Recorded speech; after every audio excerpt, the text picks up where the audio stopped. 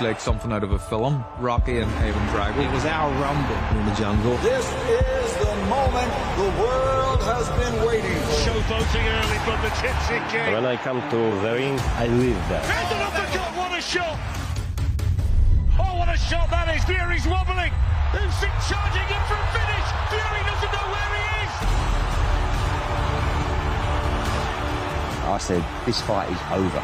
But Fury refused to go down. His recuperative powers are unbelievable. This is everything that we hoped it would be. The winner, Oleksandr. If you want to be a generational great, you have to win the ring. How can you not want to watch it? We need it. Watch me go to work on Saturday night, mate. You won't want a trilogy. Fight night is edging ever closer. We are just one day away from the rematch between Tyson Fury and Oleksandr Usyk here in Riyadh. But first, the fighters have to weigh in tonight, and what a setting to do so in. We are here in the Wonder Garden, and the only way I can describe this place, it's Riyadh's equivalent of Winter Wonderland. Welcome. We've got rides, we've got inflatable bananas, and I'm not talking about these two. Hi guys, Carl Brandt and Steve Bunce alongside me. You were never going to miss this one because, Carl, the excitement for this rematch, it's sort of fever pitch tonight, isn't it? I mean, I've been buzzing about this ever since I've seen the first fight. First fight was incredible. I'm pretty sure that this fight's going to be exactly the same. I see a kind of a different version of Tyson Fury in fight week. He's very aggressive. I think he has to be aggressive in the fight, and I think that makes this fight potentially a better one than the first one. Oh, he's gone early with calling that one. But yeah. Steve, you have been, well, we've had planes, we have had boats, we've had open workouts in front of pyramids in Egypt. It's been a really spectacular week again. You see, that kind of sells it short. When you say we've had planes, you're talking about the brand new arena that we've got here with 4 Boeing 747s, restaurants, all sorts of theme planes. And then we had pyramids, and they're not tiny pyramids, they're 350 feet of 4 pyramids. Then we've had red carpet. I must have walked down a mile of red carpet. This fight is being set up, and what they do, and what we do now with fights, is we create a 5-day spectacle leading to the first bell. You deserve every one of those red carpets, Bunsey. Thank you, darling. You have been around both fighters all week. What's their demeanour like? Well, first of all, when Tyson Fury come in, and I've known Tyson Fury a long time, perhaps 18 years, 17, 18 years, and the first thing he said, and this worries me, is he called me mate, not Bunsey, not Steve. Usyk came in calm. Tyson was agitated, and we saw a bit of that. We'll talk about it later on the stare down. Tyson's been on edge all week, and we know that he's on edge away from the camera, so it's not a show. Whereas Usyk looks like he's just finished a yoga session. He just radiates calm. You're in his presence, and your shoulders drop, and you start relaxing. Total contrast, Becky. Yeah, I mean, I quite like what I'm seeing from Fury, because I think in the fight he has to be more aggressive. And the signs that I'm getting, or the sense that I'm getting in the build-up to this fight, is he's going to be more aggressive in the fight. He has to be more aggressive. Yeah. He can't be reckless with it. The pressure needs to be smart, but he needs to go forward a lot more. And I'm getting the sense from I arrived in here a little bit after Bunsey from Wednesday, but to me, it just seems like he's ready to fight. All right, well, it has been an incredible week here, incredible fight week. In case you missed any of it, here is a quick recap.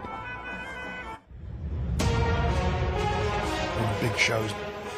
Big fights that all take place here. This is the epitome of boxing. The unified World Heavyweight Championship between 2 generational greats. I suggest this is going to be a way more dramatic fight this time than it was before. Tyson Fury! The only show in town, the Gypsy King. You know, one biggest event to the next biggest event. Looking forward to putting on the show, as always. What is your favorite moment of this whole week? Getting the hand raised on Saturday night. And the new Oleksandr Usyk! Hello, Riyadh. I'm happy to be here again. Big show. You feel? Yeah, I'm very feel. I'm ready. I'm ready to fight. It will be great fight. I feel good. What I feel I win. Planes, trains, automobiles, now we got a boat. I mean, what other surprise do we have for Saturday? A lot of pain, smash and damage. A lot of hurt, serious hurt, a lot of damage. He likes what he's doing, so he's getting prepared himself for the party during the fight night. He's doing it with all of his heart. We saw a little bit of a footwork here, and you're known for excellent footwork. Boxing or dancing? I think it's dancing. I agree.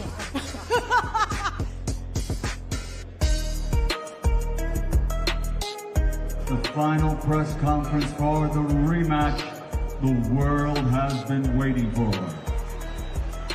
Tyson Fury will come through this, and I don't think this fight will go the distance. Do not blink after the first bell. Oleksandr Usyk is an incredible fighter, and it will take something extraordinary to beat him. But I know we've had our differences. Tyson Fury is capable of extraordinary things. Can't believe I'm saying it. May Tyson Fury be victorious on Saturday night for Britain. The first fight, I talked a joke, told me Korean. This time I'm serious. I'm going to dish out a whole lot of pain. Don't be afraid. I will not leave you alone.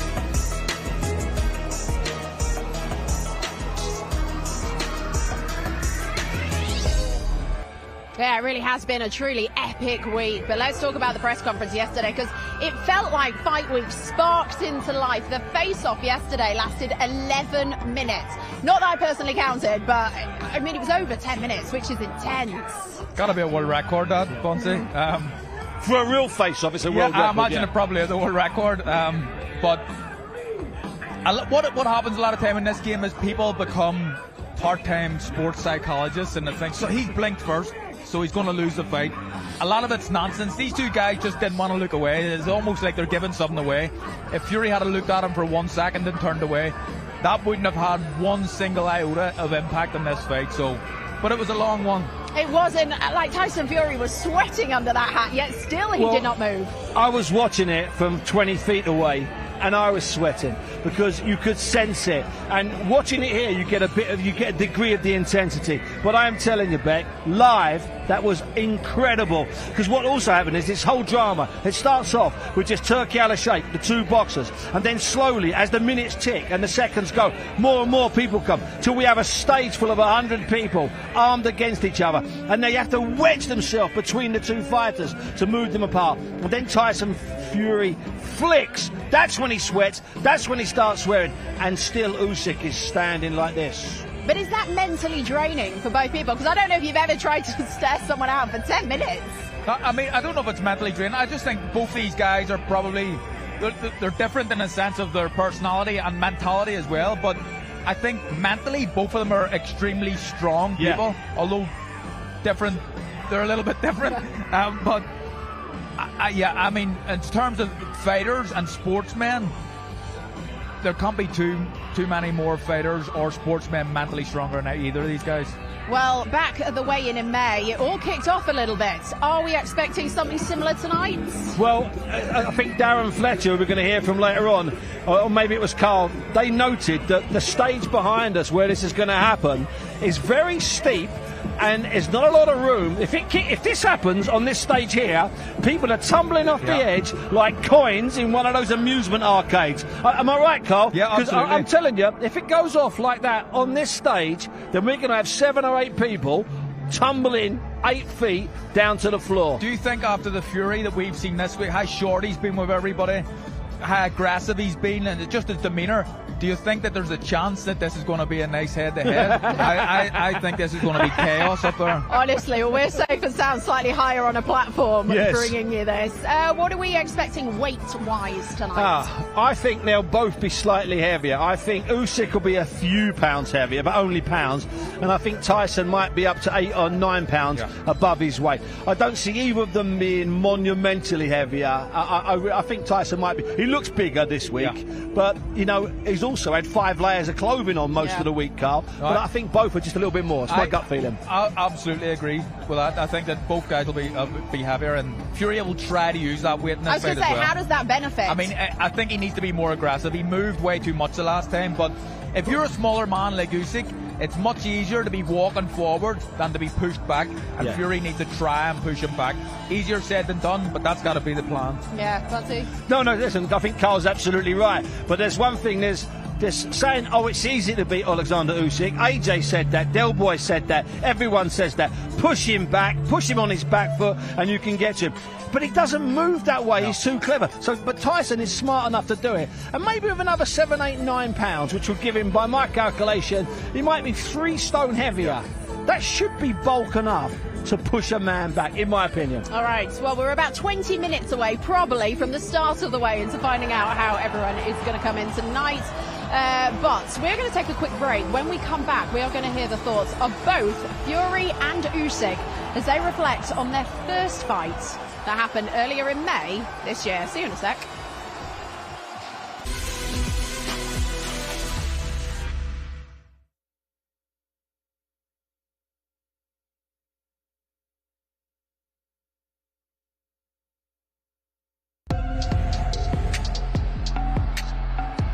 In the build-up to Fury and Usyk, do you think that Fury overlooked Usyk? When I lost my fights, everybody said, do you think you overlooked them? Do you think... We never overlooked them. We just never took them as serious as we should have.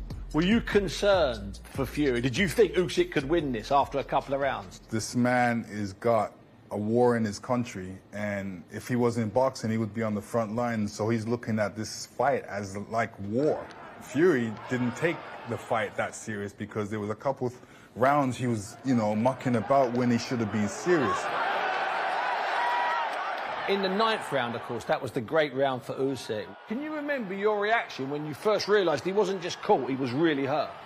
Well, I didn't know he was hurt because when a man bounces, he's still focused in my mind. Because if he's focused to know to bounce off that rope and bounce off that rope, to me, his focus, he was thinking about doing something, but it wasn't there. Because when we look back on it, we now realise he was gone. He was, without the ropes. Or was he? You keep on saying he was gone. If the man's up, he's not gone. He's still bouncing around. That's a valid point. Yes. So basically, you're still thinking he could come out of this with a flurry of shots. Yes, I was thinking that. So you didn't think it should have been stopped in that round, like some of us did? I think the referee was excellent in that fight. There's points where he could have stopped it, but the ref knows there's all the different commissions and different belts, and let the fight be. Let the fight be. Some guys would go in there and stop it. I'm like, yo, we didn't see the end of the fight. The man could have fell. We wanted to see him fall or come back. In the 10th round, did Usyk miss a trick by not going for the stoppage? Yes.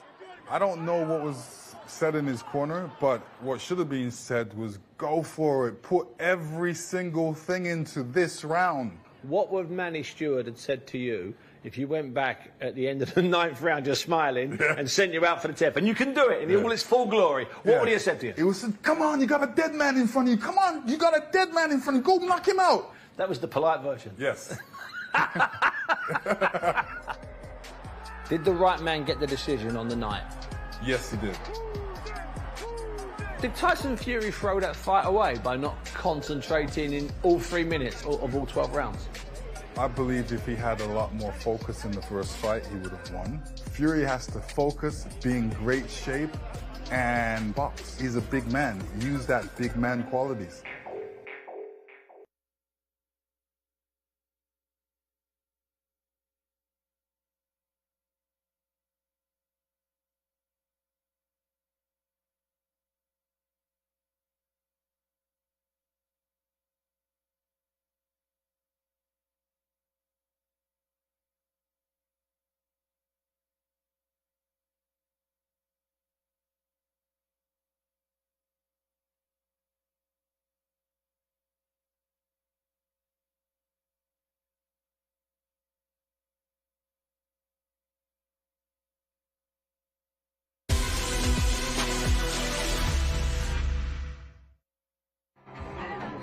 Welcome back to Riyadh in the Kingdom of Saudi Arabia. We're in the incredible setting of the Wonder Garden, building up to the weigh-in ahead of the rematch between Oleksandr Usyk and Tyson Fury. As Fight Night edges closer, a reminder for you of how you can watch the fight with us on TNT Sports box office from 4 p.m. tomorrow. That QR code you can see on your screen right now, just scan it. For more information, all the T's and C's are there. The event is 18+. Now, yesterday we mentioned that the face-off between Fury and Usyk was 11 minutes. Carl Frampton and Steve Bunce are trying to give it a go.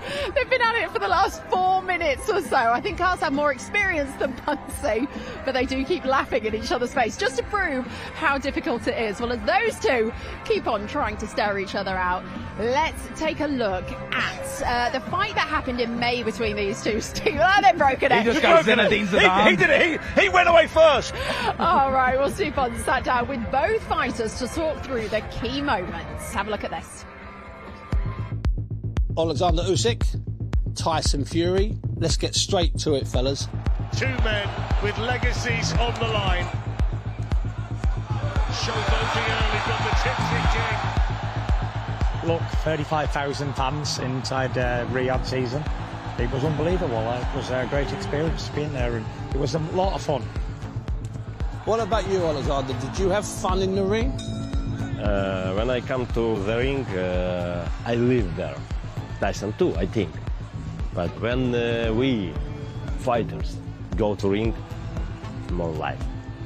That's when you come to life. Preparation, training, boxing. Just fight. This round he was hurt.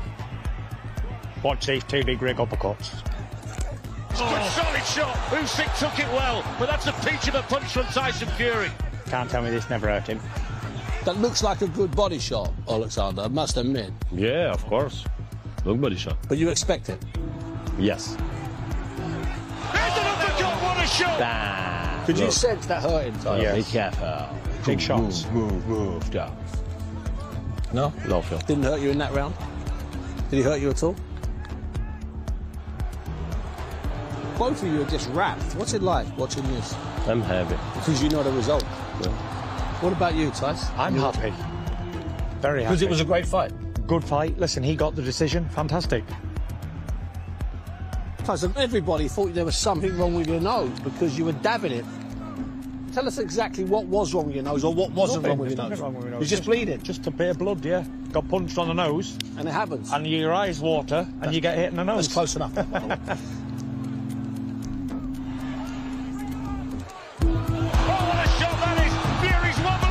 That shot's a good shot, Tyson. You're having a hold on, you're reeling. What are you thinking here? Can you remember what you're thinking? Yeah. I'm in the fight. I'm thinking, come on. I'm thinking, why am I not falling over? Did you think the ref had stopped him when he sprint? No. Because you knew he was going to give you a... It's the world heavyweight title fight, undisputed.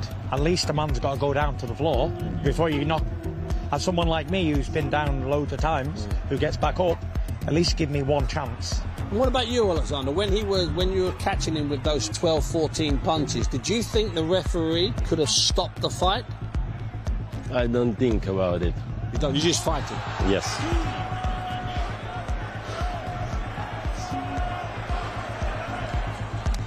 Is your head clear at this point? I'm clearing my head in this 10th round. He made a very valid point. I recover quite quickly.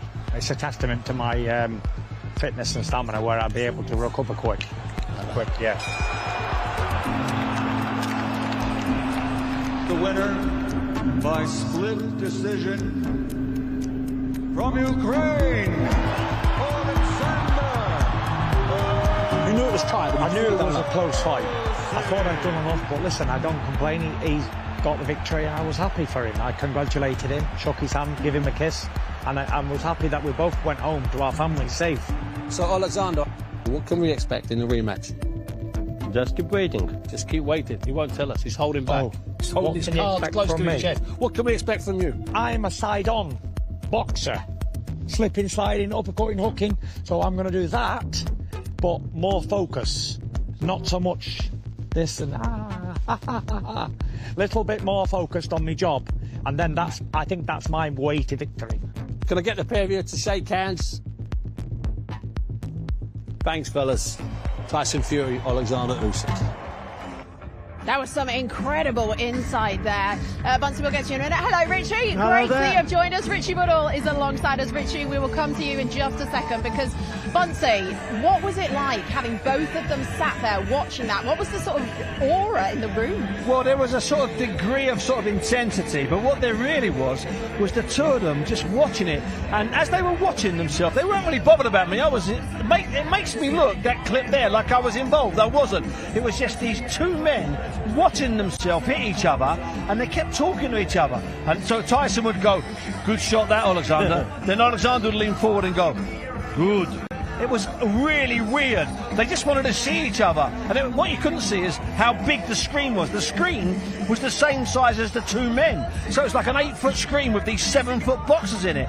It was an absolute privilege. And it was just great to be in amongst them. Honestly, well done for putting that together because that was amazing. Richie, let's talk about the tactics of the last fight. How much credit should Usyk get for what he did and what he brought? Well, his tactics was definitely with movement. Started very well, I thought, jabbing to the body, so targeting Tyson's body with just a straight shot, a jab, just maintaining the gap all the time. Movement's key to him. If you watch the way he boxes, he never really goes back twice. He'll go back once, then he'll go around. So he's very, very clever. You never see him on the ropes and you never see him in the corners because he maximises his skills by that movement you see. He's like a bee that's buzzing around the opponent and coming in and stinging. That's what he does. Tyson, I thought, in the last fight, probably got pushed back. For a big man, he got pushed back too easily. So he's got, like the lads have said, he's definitely got to be more aggressive. He's got to hold the centre of the ring a lot better this time and not be pushed back. I think he's got to target Usyk's body when he actually comes in. But for me, there's two key punches for Tyson Fury in this fight, Becky. One is the jab to maintain the gap, bring Usyk over the front foot and then whip the right uppercut through the middle.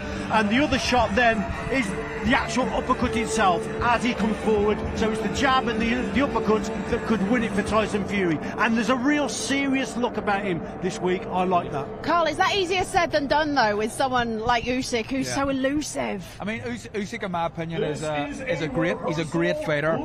What he's done in the cruiserweight division, what he's done in the heavyweight division, inside 20-odd fights, this guy should be spoken about as one of the best fighters that's ever lived.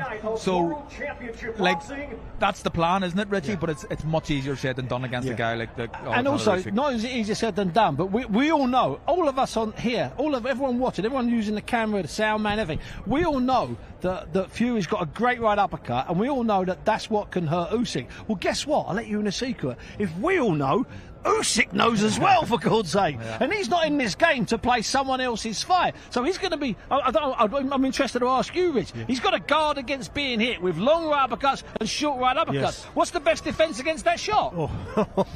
Yeah. Listen, I've stumped Richie. What I will say, Becky, is this. If you watch the last fight between rounds 4 and 7, there's only one boxer in it. Yeah. Tyson Fury is in control and he's cruising, to be quite honest. We even went back to Carl at one stage to ask for his opinion, and he says it's going to be really difficult at this pace, the way if Usyk's going to get back into this fight. He's just got to replicate those 3 or 4 rounds, and he hasn't got to do it for 12 rounds, you know. He's got to do it for 7, because if he wins 7 rounds, you win the fight. So he's got to replicate that. What are we thinking on replicating the showboating from last time? Do you think we will see any of it? We'll see none of it. I don't think we'll see it. I mean, even his demeanour this whole week doesn't suggest that he's in a jovial mood. It would be strange for me if I seen any sort of showboating. And I don't want to see it. I mean, I think a lot of it the last time was, I think, the waste time and kind of get a bit of space and that sort of thing. Slow it down. His rounds had already run 20 seconds. I don't think we're going to see any of it, and I think he's going to try and put the foot down as much as possible. What about Tyson Fury's corner this time? How is that different? Got to be more disciplined. Definitely, I think, Steve. Yeah, it's definitely more disciplined, and we, according to the papers that have been filed, Gypsy Johnny Fury, Tyson's father, will not be in the corner. However, that could change overnight. Yeah. John might arrive, he might have arrived today, he might arrive tomorrow, and it gets his name added to the list. But right now, there are 3 men in the corner. Andy Lee, who's related to Tyson Fury, former world champion. Sugar Hill, who Stewart, who's really close to Tyson because it's a Manny Stewart connection, and then the third man is a great cuts man called Jamie Sheldon. They're the three at the moment. That could change, and I think there was a lot of noise in the corner last time, and some people think it was detrimental to his. The thing is, work. Becky, it's Tyson that will call that, because he's the one that's got to be happy. If he wants his dad there, then his father will be in the corner, because it's the boxer that has to be happy. There was too many voices, and I think they'll be more disciplined and they'll cut that back. But John could be in the corner if Tyson wants it. We haven't seen many mind games this week, just in general. Is that harder to play mind games on a rematch? I don't really know, if I'm being honest. I mean, I think... Were you the king of the mind games, Carl? No, I wasn't. I didn't play any mind games myself. He may not have played any mind games, Carl, but sometimes because he was quiet and silent and he didn't play any mind games, his opponents are going, he's playing mind games with me. Yeah. He's not getting involved. So, but you can play mind games without playing mind games. Absolutely. Nino Donaire done it for... I mean, I remember I fought Nino Donaire. I was thinking, this guy can't be as nice as he can. Everybody loved him, and I remember thinking, people aren't even going to be supporting me. So Fury, we've seen a version of Fury doing that in the first fight, Mr. Nice Guy, a completely different version this time. But I think both guys, there's. I don't think we need mind games really for this fight. I think Usyk as well is immune to that, you know. Yeah, he is. He has been very calm, hasn't he? He's solid. So is that then, to all three of us, is that why Tyson got so angry yesterday and was swearing and threatening? Because he tried his best for 10 minutes of glaring. Bear in mind, he's 5 inches taller, glaring into Usyk's eyes, and Usyk's just like that. Yeah. Maybe. Did he break him? I'm only throwing it out there. And have you ever seen Usyk that calm before? No, I've seen him calm, but Bex, on Monday I did him. I told you this, I told you this, Carl. And he came in and he sat down in the room, and I was sitting there, even I went, ooh. Yeah. You just felt calmness and also confidence. Yeah. Calm and confidence. What a double act. But also, how many times have these two faced off against each other now? Well, I'm going to put this out there, and anybody knows differently. These two have faced off, by my calculation, 8 times. So they fought once, they're about to fight their second fight. But because of cancelled fights, and because of the multiple press conferences we've had, they faced off 8 times. I'm going to put it out there, I don't know if there's 2 boxers in history who have ever faced off 8 times. 8 times, because if it's a fight in the old days, it was 1 face-off. If it was a fight in modern days, it was 2 face-offs. But that would mean that the people we're talking about have actually had 4 fights. These guys have faced off 8 times. And that's probably why they're sick and tired of it now, aren't they? And that's why we're seeing nothing new, really. They know what they've got to do. They'll have the tactics in their mind. They'll know what worked for them last time and what didn't. So they're just ready to go now. And all the mind games, they go out the window here now. So we touched on it earlier a little bit. There was pushing and shoving back here in May. Richie, for you, what do you expect to see?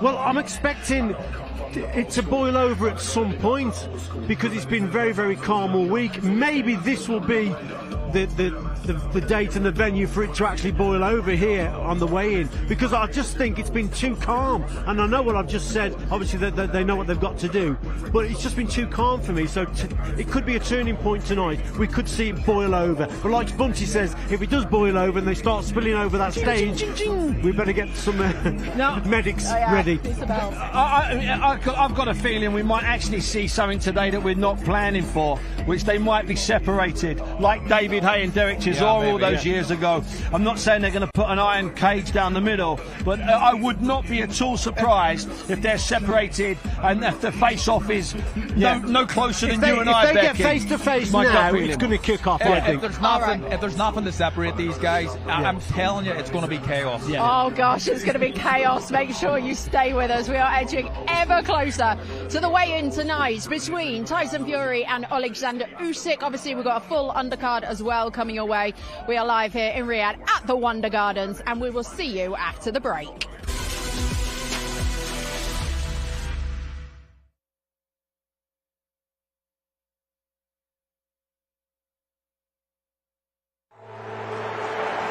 This is the moment the world has been waiting for.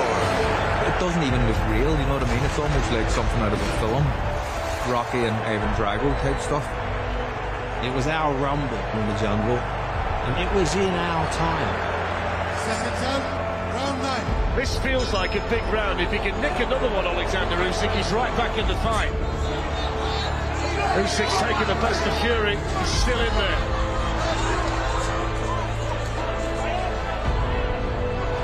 But he's taken some serious shots in there. Oh, what a shot that is! Fury's wobbling. Usyk's caught him.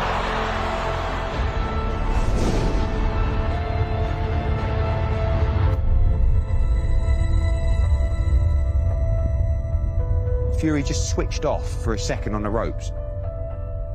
And what we saw was a 6'3" Oleksandr Usyk and a 15-stone middleweight physically dominate and walk down a 6'8", 20-stone Tyson Fury. Is that the game changer? Usyk can sense the finish. With every punch, your eyes got wider and wider and wider. You was like, no, this is happening, it's happening. Usyk charging in for a finish. Fury doesn't know where he is. He's all over the ring. Is this a sensation? I don't think there was an inch of the ring that he didn't cover. Tyson Fury hanging on. Down he goes, does he not? An astonishing change in the fight. I want you to see that his eyes were still there, you know, that he was still in it.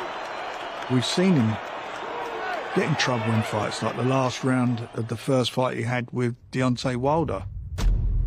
His recuperative powers are unbelievable. I didn't know he was hurt because when a man bounced off that rope and bounced off that rope, to me, he's focused. If the man's up, he's not gone. And there's the bell. And what a turn. And I took his best shots and smiled at him. He must have been thinking, wow, what have I got to do to get this man out of there? Tyson Fury needs this minute like he's never needed a minute before. Yeah, I don't think the referee's going to stop a fight like that, though, that magnitude. Especially when I've already got off the canvas 10 times in my career to win fights. Do you know what I mean? Nail him to the canvas, but he's going to keep coming. The winner by split decision from Ukraine, Oleksandr Usyk. All the way through, we were on the edge of our seats watching these two absolute brilliant heavyweights at the pinnacle of their powers and careers. It doesn't get any better. We were there for the most important fight of the 21st century.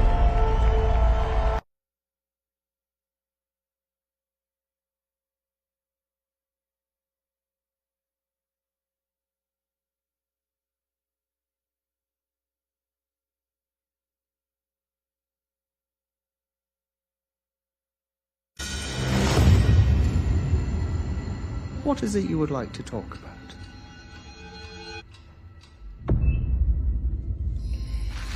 Ah, you're awake, Mr. Fury.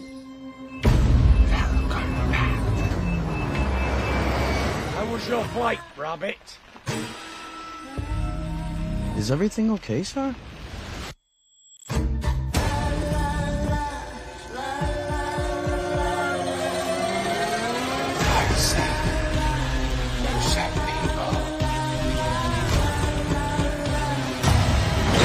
It's not too worried.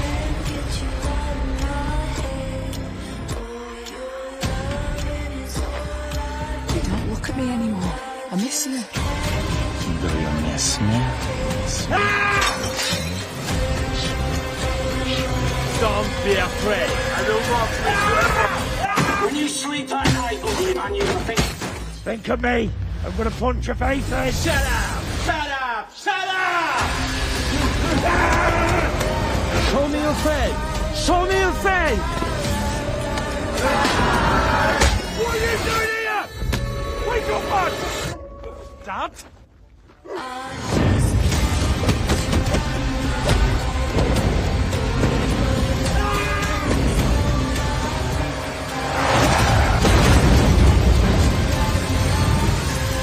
Hey, Tyson. We need to end this. I'm going to end you.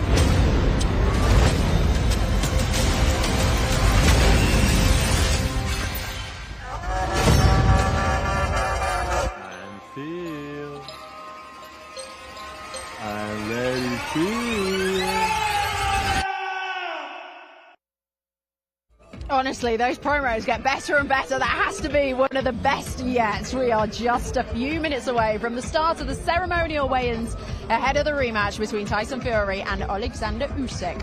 Just a quick reminder for you of how you can watch with us on TNT Sports Box Office tomorrow. Scan the QR code that is on your screen right now for more information. All of the T's and C's. The event is 18+, but please do join myself, Carl, Bunsey and David Hay tomorrow from 4 p.m. All right, we have not got long to wait before these weigh-ins start. Darren Fletcher will be here to talk you through the weigh-ins. But until then, should we take a quick look at the undercard here? Because we have got 8 incredible fights heading your way tomorrow night. Bonson, do you want to kick us off here? What's your pick? Well, listen, I've got to stick with the heavyweights. And young Moses Satama, I know he's at the top there, 19 years of age.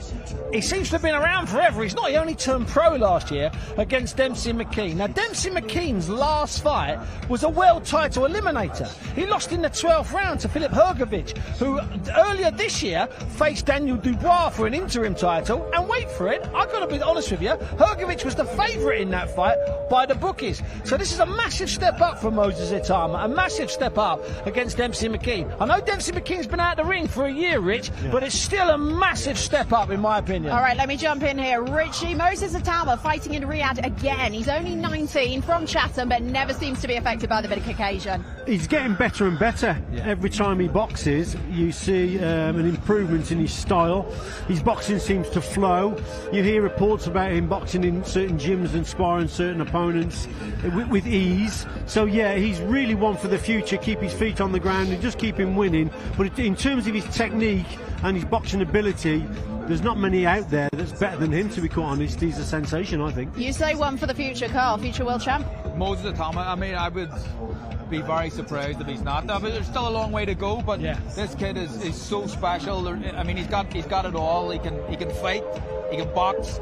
He's got the fastest hands I've ever seen for a heavyweight ever.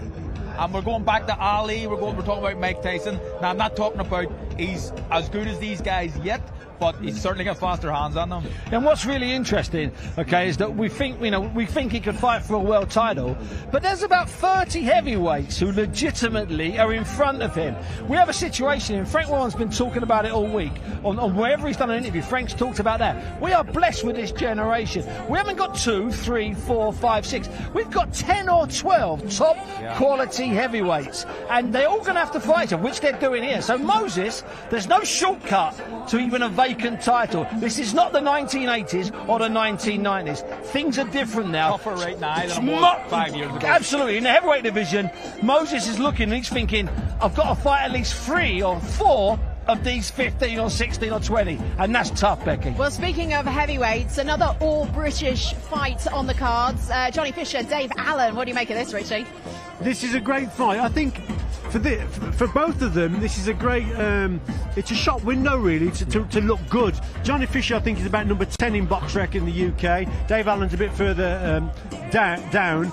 But Fisher, the Romford Bull against the White Rhino. It sounds like a monster movie, to be quite honest. But yeah, I like Johnny Fisher. In his last contest, he took out his opponent in the first round, a good 1-2 combination. Then he followed it up. He looked really, really good.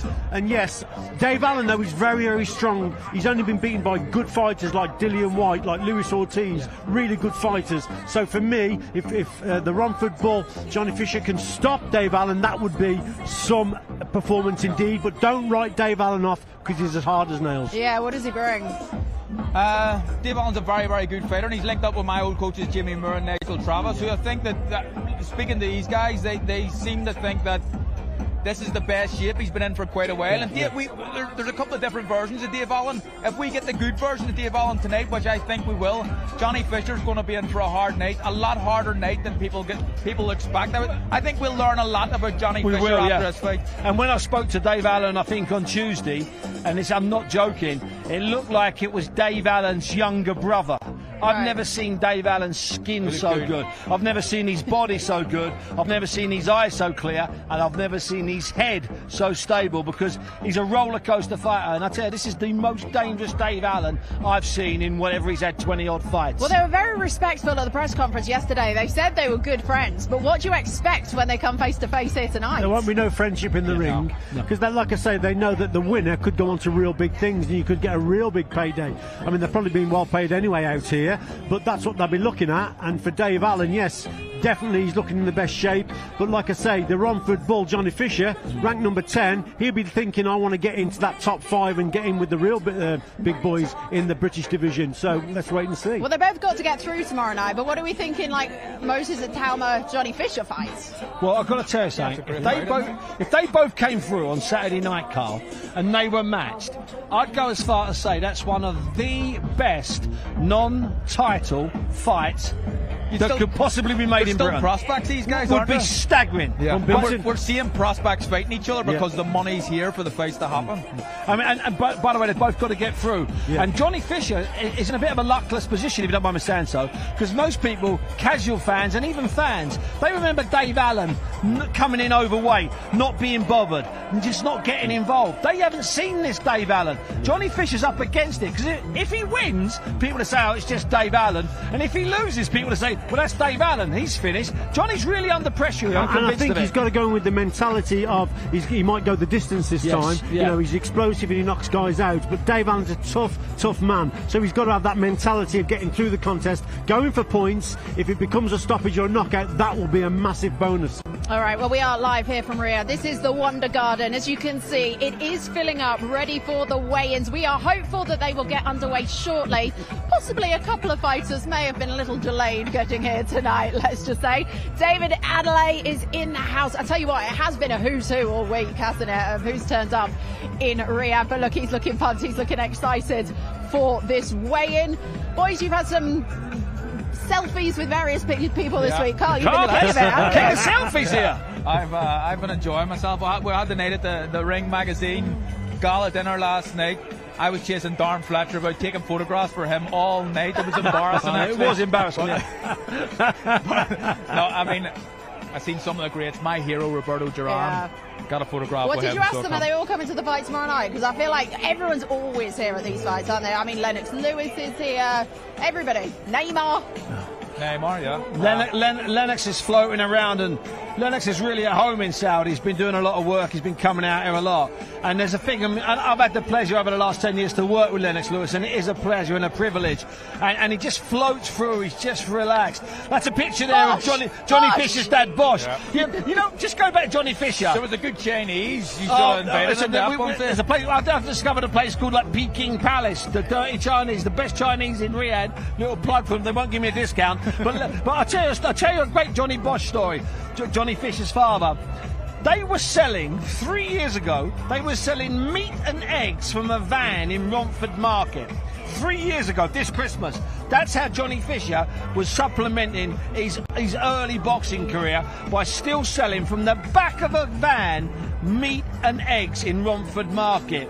Now, I'm not saying every boxing story is a fairy tale, but have a look, we're in Wonderland, aren't we, or whatever it's called. Johnny's weighing in Wonderland to fight in Riyadh. 3 years ago, he's going, pork chop, 6 dozen, 5 quid, leg of lamb, join the beef, fill it here. Well, it's nearly like, I mean, come on, boys and girls, it's ridiculous. Definitely. You got a job there, you have. Look, you can see the lady on the hill there behind us in that shot. That is where the fighters will be walking out from under. I mean, it's spectacular. They walk past some flamingos, for goodness sake, that are having to put up with all this tonight, thinking, what on earth is going on? But it is the most spectacular venue. I mean, it's just...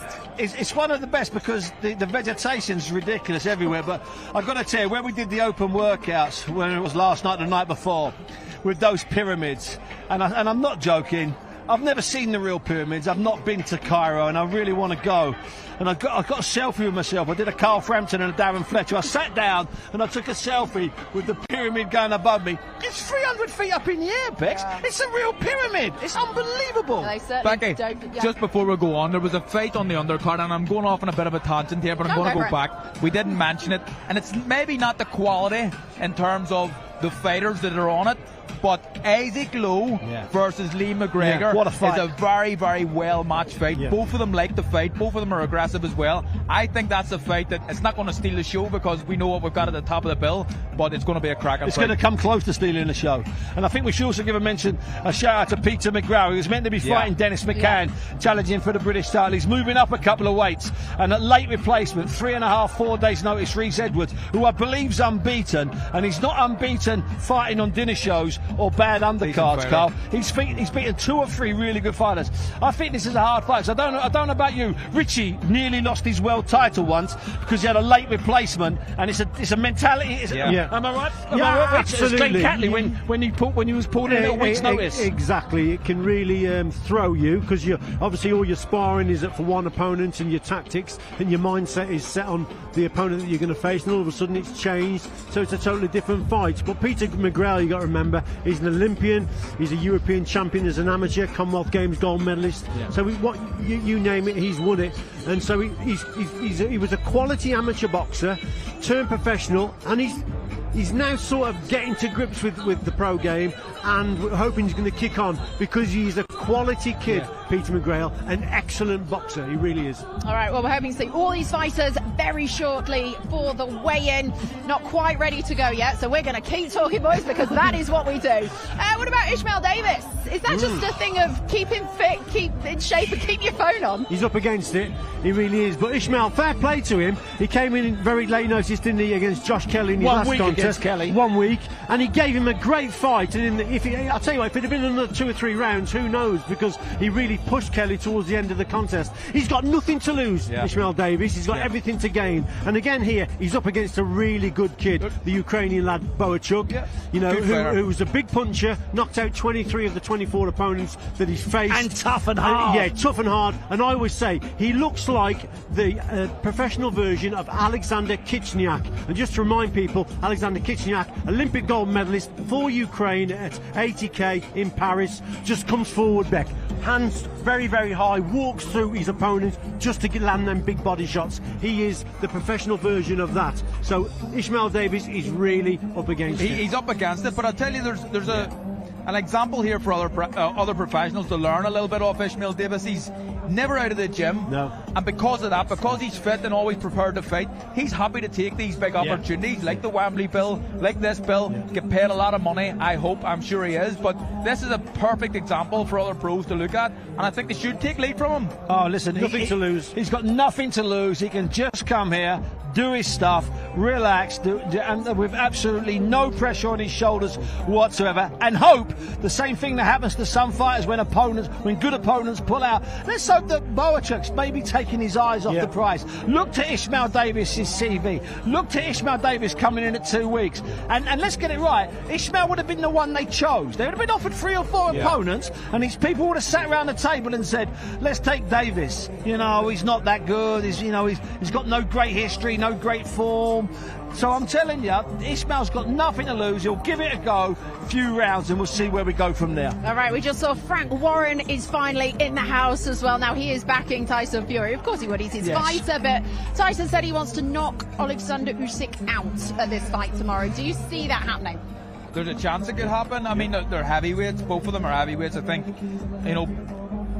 we all know Tyson Fury was hurt in that round 9. A terrible round for him in the fight, but Usyk was hurt as well in the fight. He walked into a few uppercuts, but he disguised them very, very well. But someone with a keen eye like me, Bunsey and Richie, Becky, can spot that, you know what I mean? So I wouldn't be surprised if there was a knockout either way, if I'm being honest, and I think both guys will probably be looking for that at some point in the fight. Look, we heard earlier on from a couple of clips we showed you, like Eddie Hearn's backing Tyson. So many people are coming out and backing Tyson. However, how much confidence will Usyk take from that first fight? Because the first time around, I feel like people were saying, nah, Tyson's got this, he's going to get this, and Usyk came out on top. What Usyk's been saying, Becky, and I think he's right, is saying, hold on a minute, everyone keeps talking about how Tyson can learn. I won't do his accent because I get in trouble. Everyone's talking about what Tyson can learn from the first fight and how Tyson can change it for the second fight and how Tyson's the one that can make the adjustments. And as he says, what about me? What about me? I can make adjustments. And I'm telling you, they're talking, we might see a slightly different Usyk here. Don't worry about that. later on we'll hear from Fletch. Fletch has got some insight on this. I can we'll hear assure from you. Fletch if the fighters turn up to get this fight eventually. I mean, he's on a half shift. Don't worry about that. Stick with us, guys. When we do hear from him, but quite seriously, and he's got some insight. And Alex Krasuk, who's the brilliant manager and close friend and promoter of Usyk, he keeps saying, Steve, this is a different fight. This is a different fight. Now, we knew the first fight that Usyk, well, let's not mince our words, would try and nick the decision. Would fiddle, play around, be elusive and try and nick the decision, which is basically what he did. I'm sensing that maybe that's not 100% the plan for the rematch. I think, no, Becky, when you have the height and reach over any opponent, the ball is in your court. Yeah. He has to play to your tune, because if you get your boxing right, if you get your accuracy right with the leading hand, the jab, you're always going to keep your opponent at bay. It's if you throw the shot and you miss the target, you fall in and you allow someone like Usyk to counter-punch you. But when you have height and reach, you're the one who's in control of things, really, from the word go. It's if you hit the target with your first shot. If you miss, then you're in trouble. And he did a lot of missing in that first fight, did Tyson Fury. This fight, I think it would be totally different. He'd be more accurate, especially with his lead hand. Do you feel Usyk feels any way, Carl? I know maybe you can answer this. Almost disrespected. He won the first fight. I think he probably has been a little bit disrespected in terms of just what people are saying. Usyk's, this guy's a genius. He's a genius. He's a great, in my opinion. I think we should be talking about him as one of the greatest fighters that's ever lived. So it's very naive to everybody, and I've been doing it as well. Talk about Tyson can change in his fight and he can adapt. So can Oleksandr Usyk, and Alex Krasuk and Usyk have been saying that. So I think there has been probably a little bit of disrespect thrown Usyk's way, but I think people are just trying to look at Tyson and what he done wrong. I think it was more. Usyk was amazing on the night. It was an unbelievable performance. But Tyson's performance, we know Tyson can be a lot better than that. Definitely. I think that's the issue. And I think yesterday at the press conference, Usyk took a predictions kicking, and I'll explain. First of all, Eddie Hearn stands up and he says, I can't believe I'm saying this, but I'm going Tyson Fury. Then up stands Bob Arum, 92, one of the greatest promoters in history.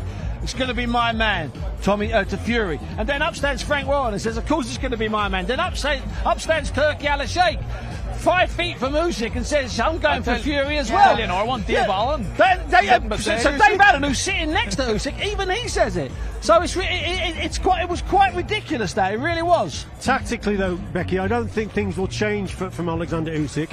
I think he'll do the same thing, but his movement will probably be a little bit better, a little bit sharper. He'll just do what he did before, but with a lot more confidence. So I don't see a lot of tactical change from Usyk. I think movement is definitely the key. It's going to be a cracking contest. Well, look, we can see Paris Fury there. Tyson said he hadn't spoken to her in a whole 3 months. He has completely shut himself away in this fight camp, which is a completely different mentality to anything that he has had before. So we are so looking forward to seeing what's coming out here. Frank Warren, legendary Hall of Fame fighter. Great to see you, Frank. How are you? Come join us, Frank. How you doing, Frank? Frank, bit of a delay, so thank you very much for joining us. How are you tonight? I'm good. Been an excellent week, hasn't it? It's been amazing. We're one day away from what I feel is going to be one of the best fights we've seen. What did you make of the press conference yesterday and that face-off, which was 11 minutes in length? It was quite incredible. I've never seen anything like it, to be quite honest, and it tells you the intensity of the two guys. They weren't prepared to give that much away. They're both in each other's face. It's like if whoever looks away, it's a moral victory or it's giving them a more incentive. And neither of them were prepared to say that we're going to give anything to you. I'm not going to give nothing to you, and it was vice versa. They are so on this. I've never seen such an intensity for a fight, to be quite honest. And it's a different Tyson Fury. Normally, he'll have a smile, he'll joke, he'll push him away. I've seen him kiss people. None of that. This is on. He's right on it. I just spoke to his wife, Paris. She said she'd never seen him in this mood before. This mode. He's not. He hadn't spoken to her for 3 months, which is incredible. And I've not spoken with him. I've had a couple of conversations. Most conversation I had was day before yesterday, and he's on it. And he just his mantra is, "I am going to win. I am going to win." Frank, is that out of the ordinary for you? Would you normally be in contact with Tyson throughout camp at this time? I'd bring and obviously see how things going and that. And I like to think we're quite close and so forth. So of course, obviously I speak to Cam and find out what's going on. But no, he's not speaking to anybody. Just switch the phone off. That's it. Done. So does that mean that you are not sure what will happen in the ring with Tyson Fury? No, I know what's going to happen. As soon as that bell goes, both those fighters, they shared 12 hard-fought rounds. Magnificent contest, fight of two halves, and neither of them. I mean, you look at Usyk. Is a great fighter, but he doesn't fight so great going backwards. And that first round of the last fight, as soon as the bell went, he was on top of him. Tyson's not so bad going backwards, but he knows he's got to push the other guy back. So as soon as that bell goes, it will be war. I am not one to interrupt you, but I'm getting shouted at. You are needed elsewhere, Frank. No, don't do that. We always want to keep you, but go and enjoy. Thank you so much. Appreciate it. Oh my goodness, what an end to this. Let's go to Thomas Schreiber. His Excellency, Chairman of the General Entertainment Authority, GIA, Turkey, Alaşek. This great event is being brought to you by Riyadh Season and the General Entertainment Authority, GIA, with Frank Warren for Queensberry Promotions, Bob Arum for Top Rank Incorporated, and Sella in association with Eddie Hearns, Matchroom Boxing, and Gold Star Promotions, along with our great sponsors: Saudi Tourism Authority, Saudi National Bank, STC, Dr. Suleiman Al Habib Medical Group, Saudia Airlines, Numu Raba Development Company, Tauniya, Lucid Motors, and Al Tanfidi. A big thanks to those great sponsors.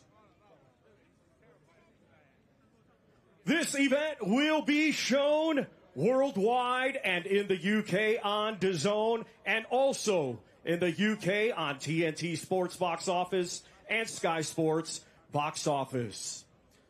And now, boxing fans joining us worldwide and boxing fans here in Riyadh, Kingdom of Saudi Arabia, let's get the weigh-in process started. Our first two fighters competing tomorrow in a scheduled 6-round international super featherweight contest. First, coming to us from Cali, Colombia, a veteran of 46 professional bouts, here is Joshua White Wolf Ocampo.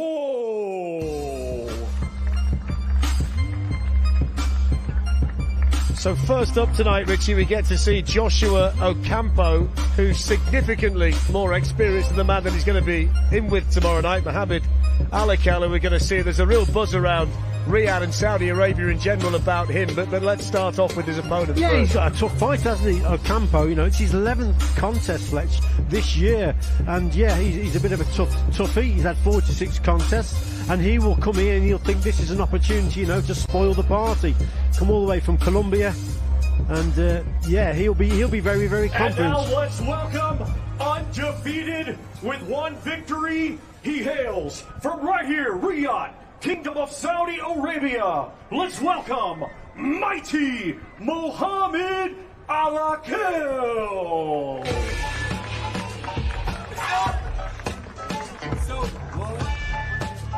This is the man, Bunsey, that in these parts there's a real buzz about. There is a real buzz about him. We've had a couple of boxers, Saudi boxers, who have started boxing overseas, and they've not gone under the radar, but they've not maybe been pulled to the front, whereas Mighty Mo, with Joe Gallagher and his Moss side background, having studied in Scotland with his mixed up, I'm not going to say this, with his mixed up accent, he's captured a bit of imagination. You know why? Because he can properly fight, Fletch. And now let's welcome first to the scale, Joshua Ocampo.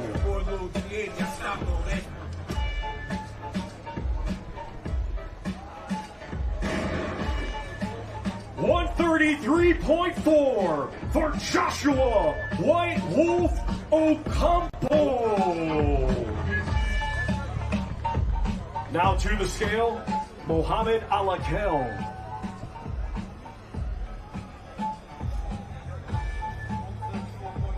134.1 for mighty Mohamed Alakal.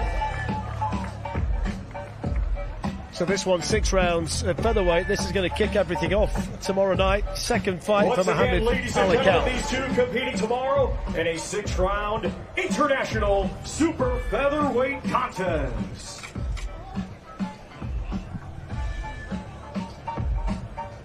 One observation for a little bit later on, Carl, and we will deal in facts here based on what you were saying about my photographic abilities last night slightly earlier when I wasn't here to defend myself. There's not a great deal of room on that stage later for the face-off for the big fellas. We'll give you that one, Fletch. You spotted it. Was it Fletch spotted it? Yeah, it was Fletch. It was Fletch. Did I say it was you? Sorry, it was Fletch that spotted it. Excuse me. Yeah, I mean, there's not a lot of space there. By the way, now you're picked for your toughness. You play a very important role in this sport. But what problems do you believe you can cause young fighters like Mohamed Alekal who are just finding their feet as professionals? Will be the experience, you know, because it's a lot of fights, a lot of times that I'll be on the ring, so that will be a difficult way to get into really a contest. And I hope it will be a really good show. As do we. Enjoy the experience and enjoy the big stage as well, Joshua, tomorrow night. Thank you. Mohamed, you're only 24 hours away from your second professional fight and the opening bout for the big one in 2024. What are your thoughts, especially when you see your opponent saying it's going to be a great show? I'm excited. All the hard work is done now. It's time to have fun. We can't wait to see you in the ring. Thank you. Thank you. So that's the scene. It's quite unique, I think, for a setting, Steve, for a weigh-in like this.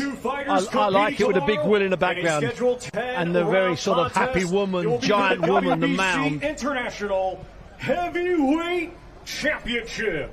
First, we will welcome the challenger, coming to us from El Chamizal, Ecatepec, Estado de Mexico. His professional record: 10 wins, just 1 defeat, 1 draw. 4 of those 10 wins coming by way of knockout. Here is Edgar Ramirez. What can you tell us about Edgar Ramirez, Richie? Well, he's got a great opportunity here. Mexico, remember, has never produced that world heavyweight champion just yet. We've had Andy Ruiz with Mexican descent, should I say, that has won the title. But Ramirez, tough guy. He's had 12 fights, he's won 10, he's got 4 knockouts, so he's not really a puncher. He's lacking the height and reach in this one, Fletch, so he's got to get up close and whip that right hand over the top. But you never know with him. Like I say, big stage. The defending champion from Odessa, Ukraine. He brings an undefeated record with 13 wins, 10 of those 13 wins coming by way of knockout. He is the reigning and defending WBC International Champion, Andriy Rampage Nowitzki. Now, Bunchy, you're never one for hyperbole. I know that. But the notes I was given before this fight mentioned the name Ivan Drago in association with this fella on his way now. Well, that's because of the big square jaw, the big shoulders, and the Eastern European heritage. But people underestimate Drago. He could really fight. Let's put it that way. Look at the size of this guy. First to the scale, we welcome the challenger, Edgar Ramirez.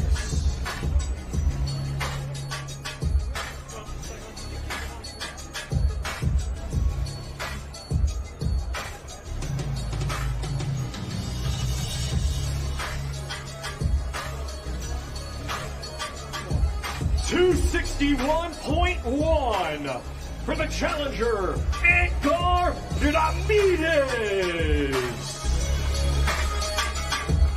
Now to the scale, the defending champion, Andriy Nowitzki.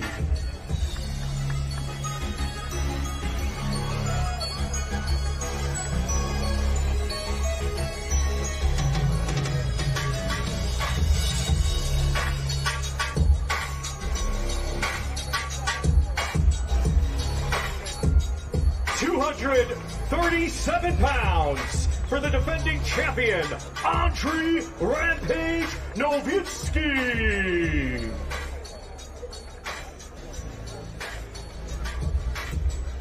Flex, that's £7 lighter than what he weighed in his previous contest Nowitzki, so he means business. Look at the height and reach he's got over his opponent. Tomorrow in a 10-round contest for the WBC International Heavyweight Championship. One phrase that often gets spoken about, Carl, is never judge a book by its cover. If you did do that here, you would make Nowitzki a massive favourite looking at the two of them. Yeah, absolutely. But I mean, everybody done that with Anthony Joshua fought Andy Ruiz, and he was in worse shape. He was in worse shape than that guy. A lot worse shape. But when Andy Ruiz stripped off in New York, people laughed. It was ridiculous.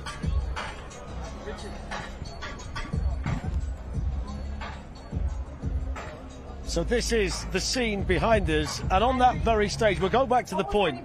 If they stand and face off, and there's any kind of aggravation, when the big fellas get on the stage, there's not a great deal of room for it to be played out, and it's quite a drop of about 6 feet. So they've got to be careful up there if it is going to be a little bit fractious later on.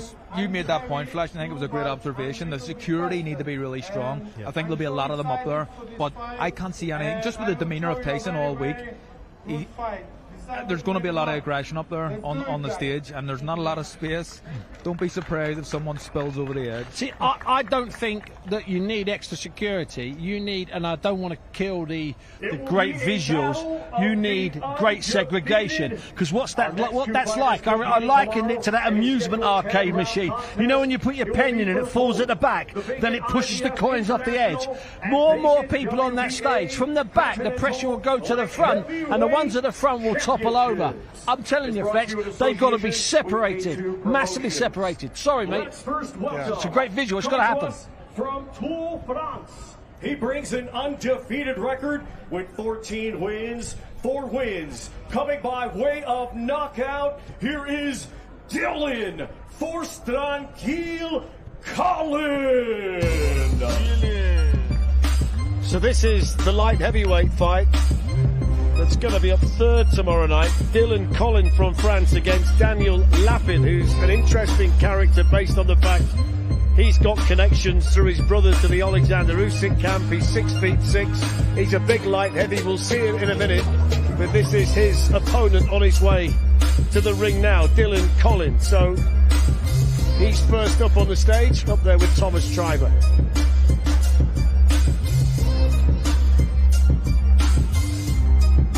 And now let's welcome from Kyiv, Ukraine. He brings an undefeated record with 10 wins. 4 of those 10 wins coming by way of knockout. Here is Daniel Chipunya Lapin.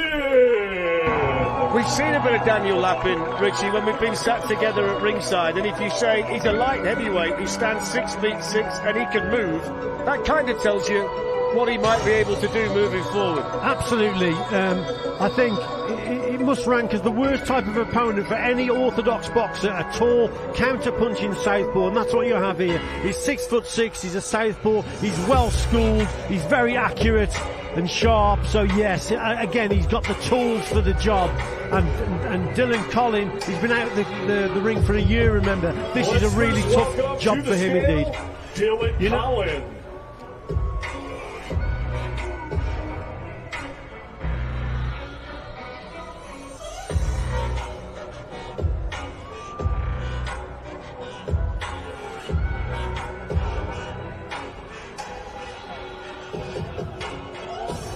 .173.1 for Dylan Force Tranquille Collin, who looks in great shape, by the way. Now to the scale. Yes, he does indeed. He's the former undefeated French champion, you remember. And he's unbeaten in 14, so this is a really good contest between 2 unbeaten boxers, Steve. 174.9 for Daniel Chipunya Lapin. You're going to see the difference here when they stand face to face. We are indeed. It's a good story, Lapin. I mean, it's a good story. I travelled back from Saudi Arabia on a plane with him and his girlfriend. When we got to London, I said, have you had to fly to London to get to your home? And he said, I have lost my home. My home is gone. I'm living in exile. We forget that sometimes with Ukrainian fighters, Fletch. Light heavyweight championships. Both of them looking like they're all business up there, and you can see the height advantage that Daniel Lapid has. I think I'm right in saying he was the first fighter signed to Oleksandr Usyk's promotional company as well, wasn't he? And he was the first one, and his brother obviously works with Usyk, and they've been friends since Serhij, his brother, made Oleksandr cry Oleksandr's first week in the gym. Our next two fighters competing tomorrow in a Schedule 10 round international super featherweight contest. It is brought to you in association with Boxer. First, we welcome from Penny Grade, Wales. He is undefeated with 16 wins, 4 wins coming by way of knockout. He is the current WBA Intercontinental Champion, Reese Lightning Edwards. Now, Carl, this should have been Dennis McCann, who we know's not here for obvious reasons, but one man's disappointment is another man's opportunity, and what a chance this is for Reese Edwards to make a name for himself. He's a big opportunity, and again, coming in at such short notice, Peter McGrail, I think all the pressure's on him now. Edwards was already training, I believe, it for another fight, so he'll be in good shape, but the fact that he's fighting another opponent, the pressure is on McGrail certainly in And this now fight. let's welcome from Liverpool, England, a 2020 Olympian. He now has a professional record of 10 wins, just 1 defeat. 6 of those 10 wins coming by way of knockout. He is the current WBA International Champion, Peter Blood McGrail. Just one footnote on Reese Edwards. He was supposed to be fighting Leon Woodstock in January, so he was in camp. On Peter McGrail, Richie, I know you really like him. Yeah, he's a very skillful boxer indeed, and he's shooting up the ratings, isn't he? It's Shabazz Massoud that's the number 1 at the moment in the super bantamweight division. But Reese Edwards, remember, he's an out-and-out featherweight, so this could be a bit of a risk for Peter McGrail. Yeah, and this is being fought tomorrow night, Steve, a super feather. So 7 pounds above his weight. That's a massive percentage of his weight, remember, Fletch.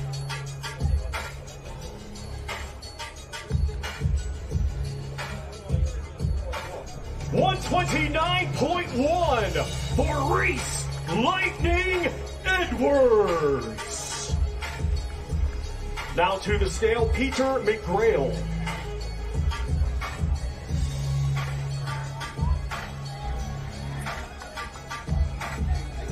$129.8 for Peter Blood McGrail. And remember, Fletch, what a great gym they've got. Yeah. Everton Red Triangle. Hey, Carl, with the sparring, Nick unbelievable. Ball and Andrew Kane. Can I just say, if Peter McGrail is kind of fighting above the weight that he was meant to fight at, Two weights. Where's the poundage coming from to get back down? I've never seen. Is there 7 pounds on him? I can't see it. What do you mean? You used to do it somehow. There'd be nothing on you, and you'd still lose the weight. I mean, it's ridiculous, isn't it? Ripped to the bone. Yeah. So it's a tricky fight, Fletch, to be quite honest, because Reese Edwards is naturally probably the bigger man. It doesn't look like it there, but he's a natural featherweight, and he's boxing up at super feather now. He's also got very little to lose and everything to gain. Absolutely. He's had a most amazing Christmas present. Let me just tell you something. This fight wouldn't have happened 5 years ago. This is what boxing is all about. I'm not sure what you were doing a little bit earlier this week, but look where you are now, the biggest stage of all. When the call did come to face Peter McGrail this week, what made this an easy decision for you and the team?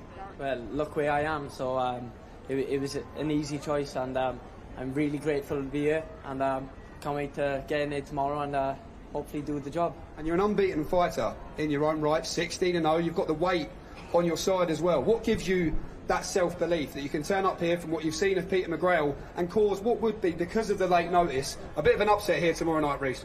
Listen, I know Peter's a very good fighter, but I believe in myself also. I've sparred some top people, and I know I'm very good, so I'm looking forward to it. Well, Reese, big credit to you for taking the fight on such short notice, and best of luck as well tomorrow night. Peter, you finally get a chance to have a face-off with your opponent, only 24 hours away from getting into the ring. What are your impressions?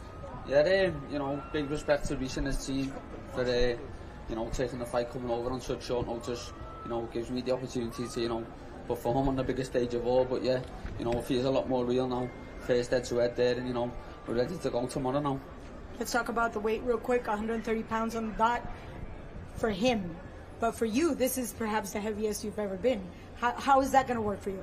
Look, that's made fight week a lot easier for me. You know, I've been eating very, very well this week, so you know it's going to show in the ring. I'm feeling ready, feeling strong. I'm in great shape, and looking forward to perform for everyone Saturday. We look forward to it. Thank you. Thank you.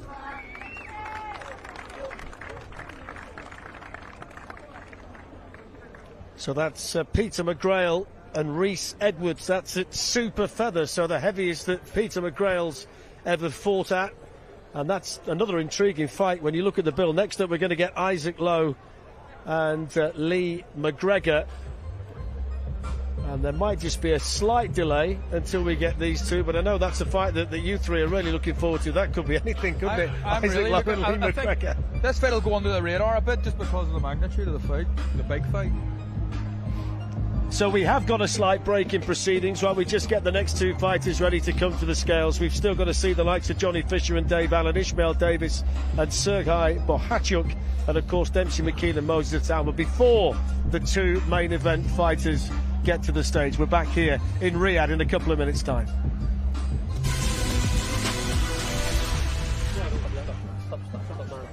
Just a little bit all over the shop, but it's like, yeah, so we're happy. Yeah. This is going to be a test for the stage. McGregor and Lowe have gone at each other. So this is the test. What is it you would like to talk about? No, it's fine, no worries, whatever, we're all right. Ah, you're awake, Mr. Fury. How was your flight, Rabbit? Is everything okay, sir?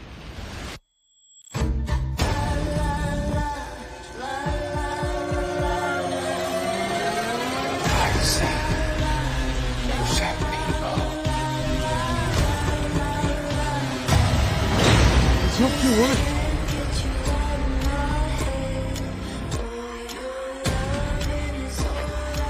Don't look at me anymore. I miss you. Do you miss me? Don't be afraid. I will not miss you. When you sleep at night, ugly man, you think. Think of me. I'm going to punch your face in. Shut up! Shut up! Shut up! Show me your face. Show me your face. What are you doing here? Wake up, man! Dad?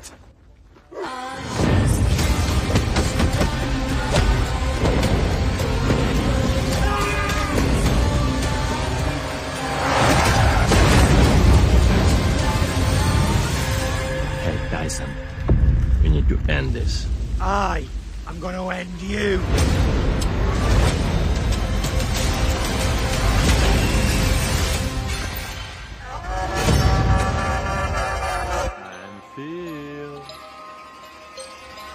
And let it feel.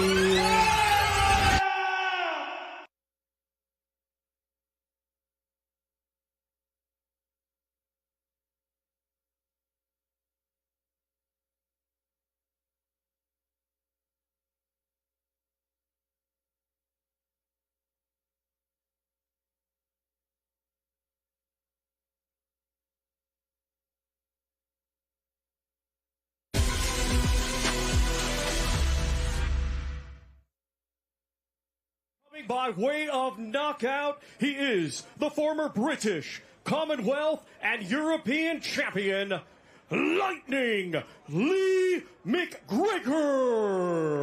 Next up to weigh in is Lee McGregor. This is a featherweight fight against Isaac Lowe, and I've got to say, Steve, there's been no love lost between these two. And we know from an Isaac Lowe perspective, he loves to be in a tear-up. This could be lively. Well, Lee's not immune to having a tear-up as well. Now, there's a bit of history I don't know about that must go back a few years. They bumped into each other somewhere along the line in a gym, and they've obviously had some serious sessions. And now let's welcome from Morecambe, England. He has a professional record of 25 wins, 2 defeats, 3 draws, 8 wins. Coming by way of knockout, he is the former English Commonwealth and WBC International Champion, Usyk Westgate Warrior Lowe. A lot of support in here for Isaac Lowe. He's a key part of Tyson Fury's team. He's a very close friend of the Gypsy King, and he's only ever lost, Richie, to good men. He's only ever lost, you're right, 2 good men. 2 good men that have gone on to become world champion, Nick Ball and obviously Alberto Luis Lopez from Mexico. So yes, this kid can fight, and he's always in really exciting tear-ups, toe-to-toe battles. To the scale, Lee McGregor.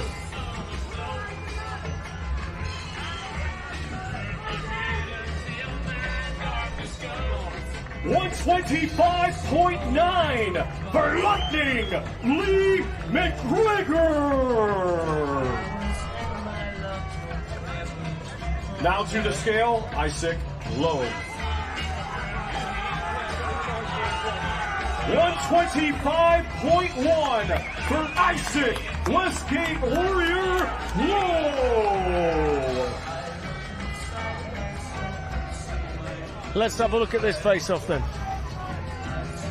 I'm looking forward to this fight, boys. I'm telling you, this could... Once again, ladies and gentlemen, these two competing tomorrow. Don't be falling, lads. In a 10-round contest for the vacant WBC International Featherweight Championship. What I will say here is that the featherweights are a wee bit easier to handle than the big boys. So. Basically, what we're talking about there is... that's only half a Tyson there, remember? Yeah, there's a lot being said up there, Don't Richie. worry. A lot being said. Yeah, real serious stuff. You've seen Lee McGregor actually said to the bodyguard, look, let me just get to him a little bit and I'll be okay.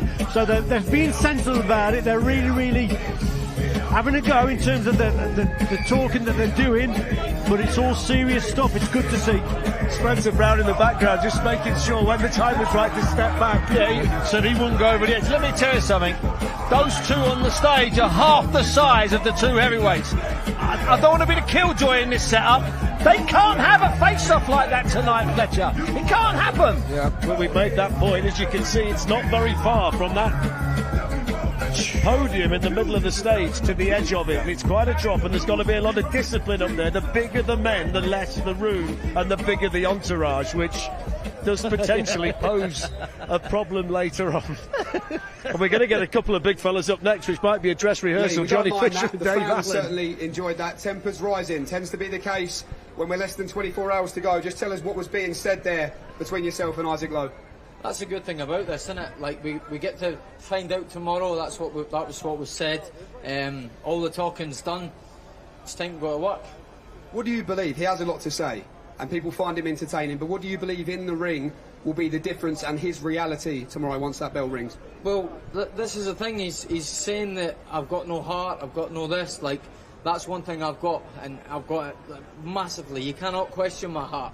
So I told him that. I says, we'll see tomorrow. And when you think about yourself, you had to show perseverance. At times you had a difficult time in the sport, a period of frustration. So credit to you for showing that perseverance. But what do you believe this moment represents in the Lee McGregor story? That's it. This is the new chapter for me. You know, I've been through so much, got through so much, and now is my time to announce myself to the world, and I'm going to do it. Trust me. Great stuff, Lee. Best of luck tomorrow night. Enjoy.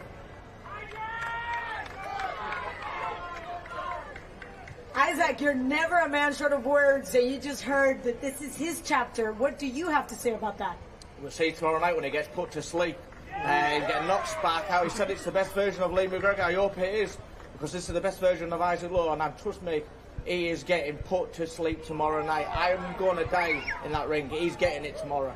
And the guys out there are saying that this could be the fight that actually steals the show. What are your thoughts on that? Basically, a lot of pressure. Yeah, 100%. There is no pressure. I was no pressure in front of all these people. This is the fun part.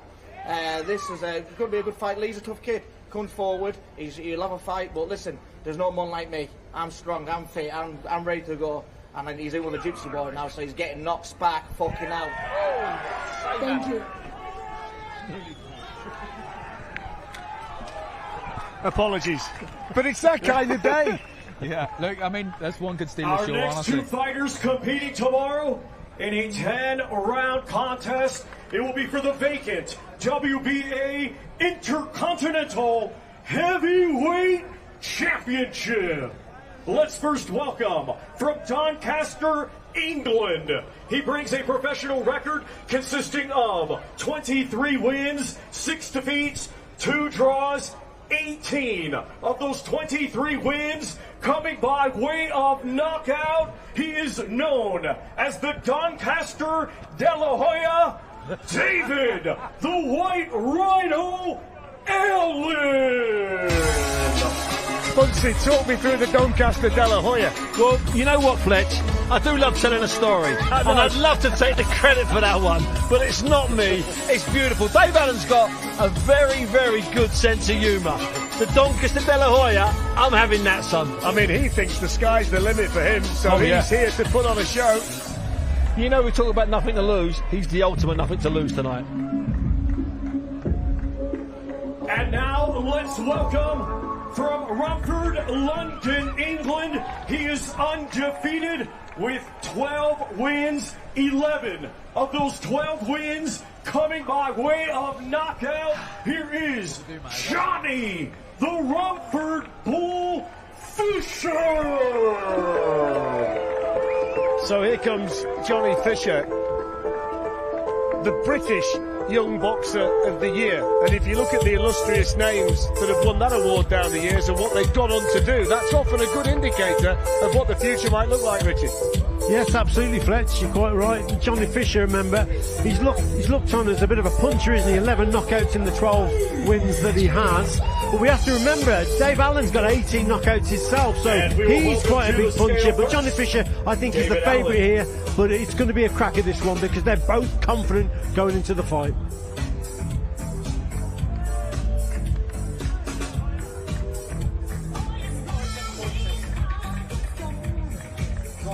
$257.6 for the Doncaster De La Hoya, David the White Rhino Allen. He just made that up today, you know. Johnny Fisher.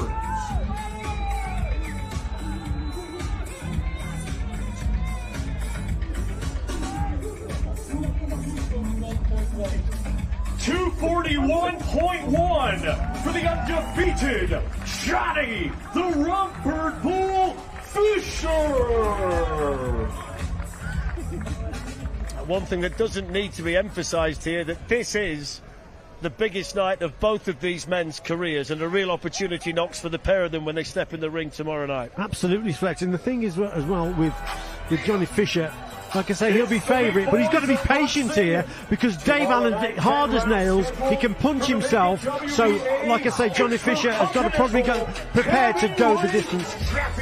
It's also a much more respectful face-off for the big fellas. There's been a lot of respect between the two of them in the build-up. Well, he used the line, Dave Allen, yesterday. He said, I hope my son grows up to be half the man Johnny Fisher is.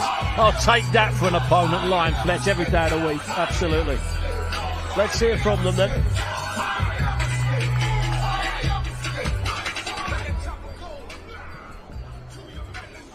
Well, Dave Allen, here we go. You've said throughout the whole build-up, mentally, physically, this is the best you've ever felt because you've never been so motivated to win a fight, this fight against Johnny Fisher. In the build-up, look, you've been honest.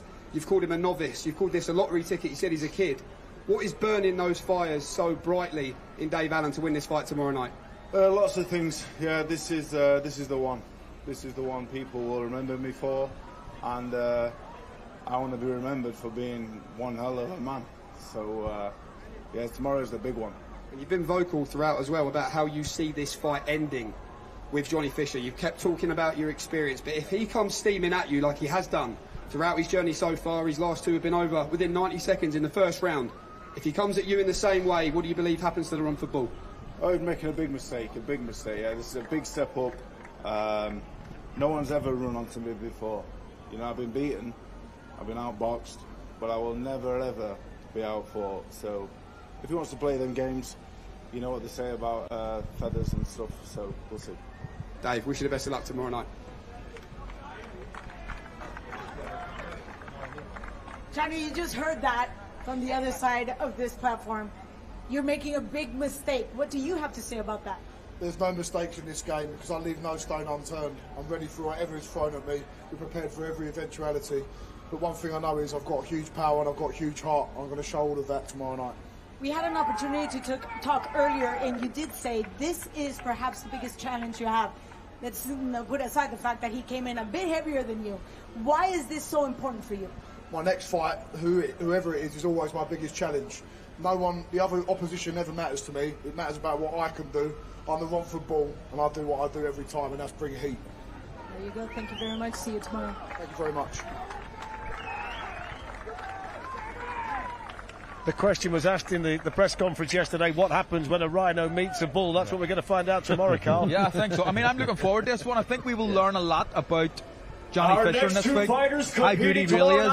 There's two versions of Dave Allen, a good one and a bad one. I think we're going to see the good one tomorrow night, so we'll know how good Johnny Fisher is. For the WBC Super Welterweight Championship of the World. Brought to you in association with 360 Promotions. We will first welcome, coming to us from Leeds, Yorkshire, England. He brings a professional record of 13 wins, just 1 defeat. 6 of those 13 wins coming by way of knockout. Here is Ishmael, the Black Panther Davis. Bunchy, I think this is one of the fairy tale stories in boxing of 2024. He's gone from the banqueting hall at Ellen Road, which doesn't hold that many people, to Josh Kelly at Wembley on the Dubois Joshua undercard, and now he's in Riyadh in this fight. I mean, it's astonishing, the Ishmael Davis journey. Not only is it astonishing, he's relishing it. So he's not considering himself lucky. He took the Josh Kelly fight at 7 days' notice. He's taken this at 2 weeks' notice. A final eliminator for a world title against a man that people don't want to fight. It's slightly beyond fairy tale, Fletch, in my opinion. Ukraine, now fighting out of Los Angeles, California, USA. He brings a record of 24 wins, 2 defeats, 23 of those 24 wins coming by way of knockout. He is the former WBC interim super welterweight champion of the world, Serhi El Flaco Bohachu. Only lost to Virgil Ortiz. I mean, this is a high-class operator, Richie, that Ishmael Davis is in with. Yes, he is. He's WBC number 2, remember, and WBO number 14, so he's a world-ranked fighter. Tall for super welterweight at 6 foot, but he doesn't really use his height and reach. He's a front-foot pressure fighter. He's willing to box at short and mid-range, really lets the punches go. Big puncher in terms of his power, 23 knockouts. This is a really hard contest for Ishmael Davis, but I think he knows that anyway. But yes, Sergey Bohachuk, he's a class act. 153.6 for Ishmael, the Black Panther Davis. He looks sculptured, Carl. Yeah, he looks in great shape. He always does. There's a lesson here for other pros. Always be in the gym like Ishmael Davis. You get these opportunities, you stay in good condition, you get paydays, and he has a chance to win a world title on Saturday night.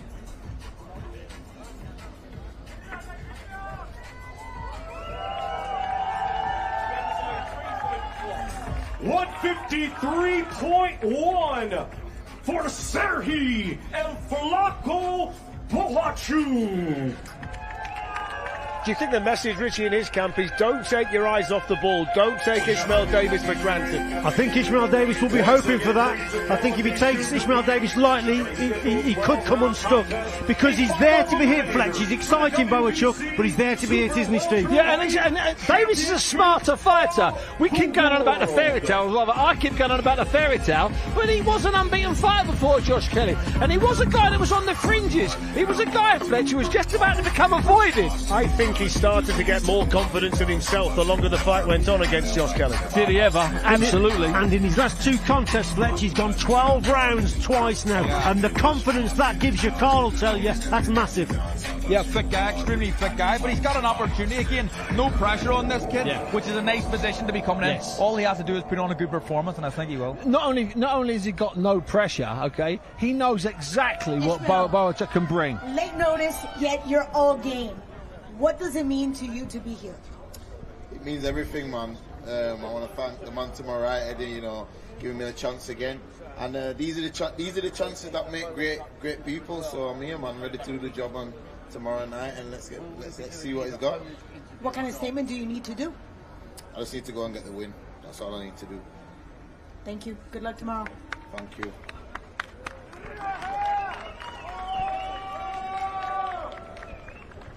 Well, Sergey Boacic, you were meant to be fighting Israel Madrimov. It's not. It's Ishmael Davis. He's taken this chance. How are you feeling about this change in opponent? He's very ambitious. For me, it doesn't matter who. I'm ready for this fight. I have big camp. I have a lot of sparring partners, different sparring partners, short, tall. I have a lot of experience. It doesn't matter who. Final eliminator as well for the world title. A win takes you closer to your dream. How does that feel? I'm happy, I'm excited. Of course, it's a big chance for me and for the next fight and the title fight. I'm hungry. I want this. I'm very excited. Very proud as well to have that Ukrainian flag behind you. What will this mean to you and your country tomorrow night? You know, in Ukraine now hard time. I wanna motivate my people. I wanna show my people. Ukrainian, it's winner people. I want in Ukrainian won. Everyone Ukrainian people winner. Best of luck to you tomorrow night. Thank you so much. The thoughts there of the two fighters, and Madrimov, who he should have been in with tomorrow night, is the fighter that gave Terence Crawford a decent fight in Los Angeles in the summer. So Ishmael Davis stepping in for him. Ishmael's filling some big boots, and what we've got to hope for here. Let's not mince our words. Let's not hide from it. We've got to hope that Boacic, Sergey, and his people have taken their eyes off the prize slightly, just a little bit. Just a little bit. They take their eyes off the prize. It gives Ishmael just an extra boost. Let's get that straight. Is scheduled for 10 rounds. It will be for the WBO Intercontinental and the vacant WBA International Heavyweight Championships. Let's first welcome the challenger from Gold Coast, Australia. He has a professional record of 22 wins, just one defeat, 14 of those 22 wins coming by way of knockout. He is the former Australia, former WBO Asia Pacific, and former IBF Intercontinental Champion, Dempsey the Tower McKean. So here comes Dempsey McKean. The last time we saw him, he pushed Filip Hrgovic all the way and only lost in the 12th and final round. To step up this for Moses Itauma. Really looking forward to this one tomorrow night. You know what, I was talking to Frank Warren about this, and I said, Frank, this might be one of the biggest risks I've seen you take with an unbeaten prospect. And I stand by that. The quote he gave was, I hope I've not made this fight too soon. Absolutely. Yeah. I mean, I think it just shows you the faith that Frank and the team have in Moses Itauma. He's a quality fighter. From Chatham, Kent, England. He had a stellar amateur career, and now at just 19 years of age, he is undefeated as a professional with 10 wins, 8 of those 10 wins coming by way of knockout. He is the reigning and defending WBO Intercontinental Champion, Moses Itauma. So the supremely talented, powerful, exciting Moses Itauma, still a teenager. Biggest test he's had as a professional so far. I mean, the power is obvious. It's the speed of his hands that impresses me, Richard. Fletch, when this contest was made, yes, I agree with the lads. I thought it's a big risk, most definitely. But I still think that Moses Itauma will win this contest. The question for me is, how impressive he's going to be, and how will he beat Dempsey McKean? Will he struggle, or will he just raise the level again and just show us how good he really is?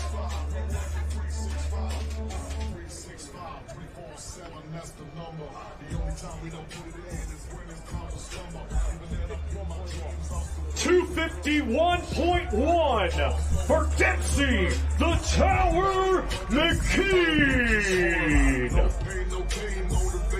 Now to the scale, the undefeated Moses Atalma, the defending champion.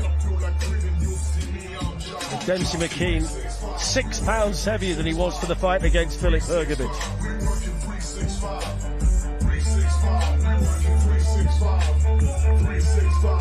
249.1 for Moses Atalma. Significantly, Richie, Moses Atalma 10 pounds heavier than his last fight. 10 pounds heavier, yeah. That's a bit surprising, actually. But maybe it's because he was in against a quite heavy opponent. But nothing in terms of the height. Dempsey McKean probably just a little bit taller. But yes, a big risk. But like I say, we know he's special, Moses Atalma. How special is he? Because this is a tough fight, Stevie. It's a tough fight, and I like heavyweights to find an optimum weight, like Lennox says, the weight you're best at. Yeah. Don't worry about your opponents, don't worry about anything, coming at your weight. 10 pounds at 19 when he didn't fight that long ago. I'm going to say it now, even if he wins, I think 10's a bit too much. I really do. I think so. I'm a little bit surprised, but I agree with everything you said and what Lennox has said previously. Yeah. There's an optimum weight for a heavyweight fighter, and he thinks this is his new optimum weight. Could be it. Thank you, Adi. Dempsey, we had an opportunity to speak, and you mentioned the importance of this fight after the Hrgovic event. 24 hours away from getting into the ring. What are your thoughts?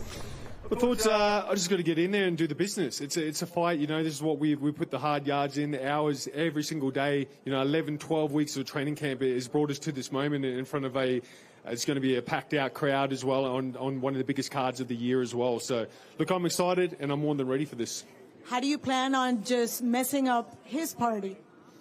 By winning the fight, punching him more than he punches me and inflicting a bit more damage than he does on me. So, look, we're confident in our game plan, our skill set, and just got to put it all into play. Thank you very much. Good luck. Thank you. Well, I'm here with the 19-year-old heavyweight sensation, Moses Atalma, 24 hours away from the acid test. This is the one. This is the step up. Tell us what's going on in the mind of Moses Atalma. Nothing really, man. I've just been ready to go, man. I'm trying to perform in front of the Saudi crowd, put on a big show, a big knockout, and, you know, do my thing. Listen, you've been saying all week, you're just a kid from Chatham. What's going on? Look at all these people. Do you know what, yeah? Listen, sometimes I do have to pinch myself. Like, I'm boxing for the WBO title. Listen, I'm pleased. I'm more than pleased, and I've put myself in this position, and I'm gonna grab it with both hands. I ain't letting go of it. You've got a man there in Dempsey McKean who has oozed confidence. Many people are saying he said he's going to ruin your party. How does that make you feel? I ain't worried about that. And final one, we've seen you just a little bit heavier in this fight than you were in your last fight. Is there any thought behind that? You're just getting bigger and stronger? It's the trainers. Don't worry about that. Nah, do you know what? I got more weight in my punches now, so we'll see tomorrow night. Best of luck, Moses Atalma. Thank you very much. So the weight's in the punches, not in the body. If that's the case, he's in for a big night, Dempsey McKean, tomorrow night, if he hits any harder than he has been doing. Amir Khan's joined us here. How are you guys? Great to see you. I mean, Thank what you. about this, first and foremost? So many people here. And what about the setting? Yeah, the setup's amazing, and the atmosphere here, even though it's a cold night tonight, but the atmosphere is amazing. You got so many Fury fans, you got so many Usyk fans here as well, so it's just an amazing event. I mean, look, I can't remember weighing here in Saudi being this busy. Let me ask you a quick one on Moses Atalma before we get to the two big fellas who are going to walk out. You've been in that position. Yeah. The young teenager talent, everybody thinks you're going to go to the top. How much pressure is he under? How do you deal with that kind of situation that he's in now, based on the fact you've lived it? Yeah, Moses, he seems very confident. If you look at him now, today, very calm, relaxed. Yeah, you are going to be nervous, and it's a massive fight for him. You know, this is one of his hardest fights he's got. So, I mean, I think he'll get through it. You know, he looks very confident, looks ready. But yeah, you have to just be calm and collective. You have to stick to the game plan and go in there, because this is a massive test for him. This is only going to take him on to bigger and better things. So the fact that Sweet Caroline's on in the background means the big fellas aren't that far away. You can just start to feel that bit of electricity around us, Steve, can't you? Every time I say I'm sick of this song, I hear it again somewhere and I go, get in! We're there! We're on a platform, we're in Saudi, we've got Amir Khan with us.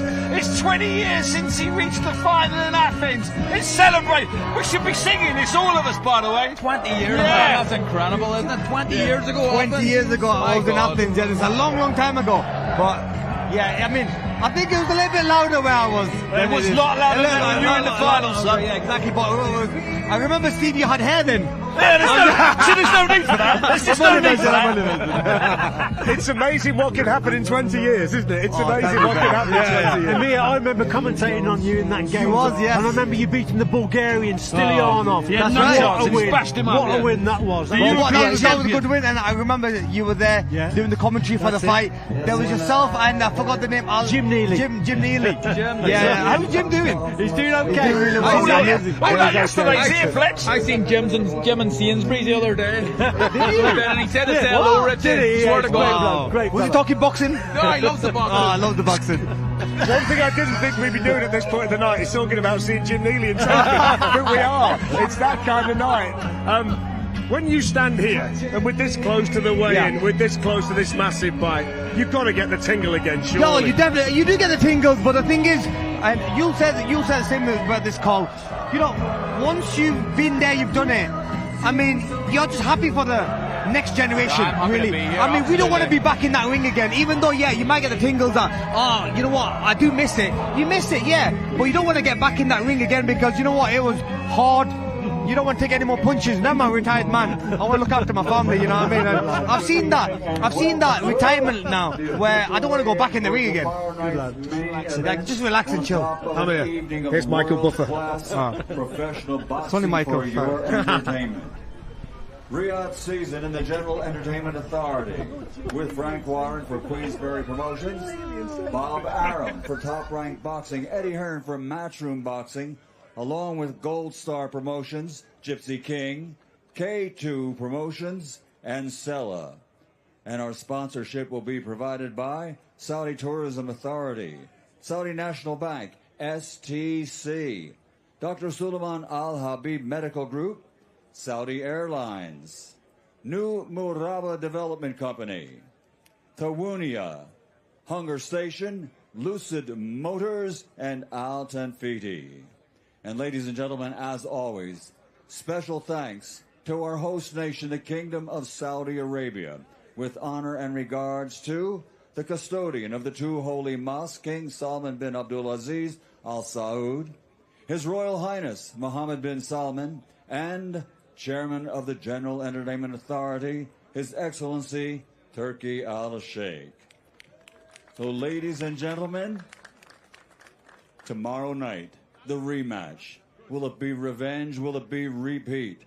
12 rounds of boxing for the universally recognized heavyweight championship of the world. Now it's time to bring the warriors to the stage. Challenger and champion making his entrance first. He's the heavyweight fighting pride of the United Kingdom. His professional record stands at 36 fights. 34 victories, 24 big wins by knockout, only one defeat with one draw. He is the heavyweight fighting pride of the United Kingdom. Ladies and gentlemen, the former lineal and two-time heavyweight champion of the world, the Gypsy King, Tyson Fury. So we're all set for the Gypsy King. He was 18 stone 10 the first time he fought Oleksandr Usyk. We expect him to be bigger, Richie, when he stands on the scales tonight. Yes, we are expecting him to be bigger. He came in at 262, like you said, 18 stone 10. We think he'll be 19, maybe 19 and a half stone. But most certainly, Fletch, yeah, that's going to be, it could be a great advantage, especially if he can get hold of Usyk. He's going to walk forward, he's going to pressure him more. You can feel it, Steve, in here now. It's changed. In the last 5 minutes, it's changed, Fletch. Heavyweight champion, the Gypsy King, Tyson Fury.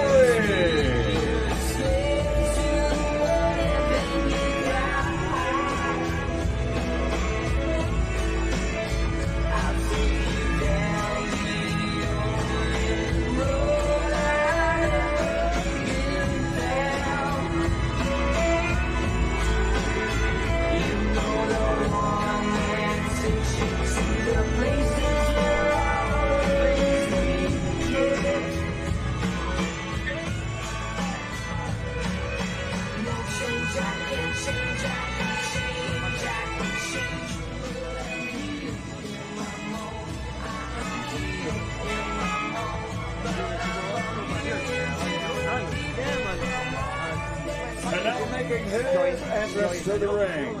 He is the heavyweight fighting pride of all of Ukraine, an Olympic gold medal champion now as a professional, a perfect record, 22 fights, 22 victories, 14 big wins by knockout. He is the former undisputed, undefeated cruiserweight world champion, and now the reigning, defending, universally recognized, undefeated heavyweight champion of the world, Oleksandr Usyk.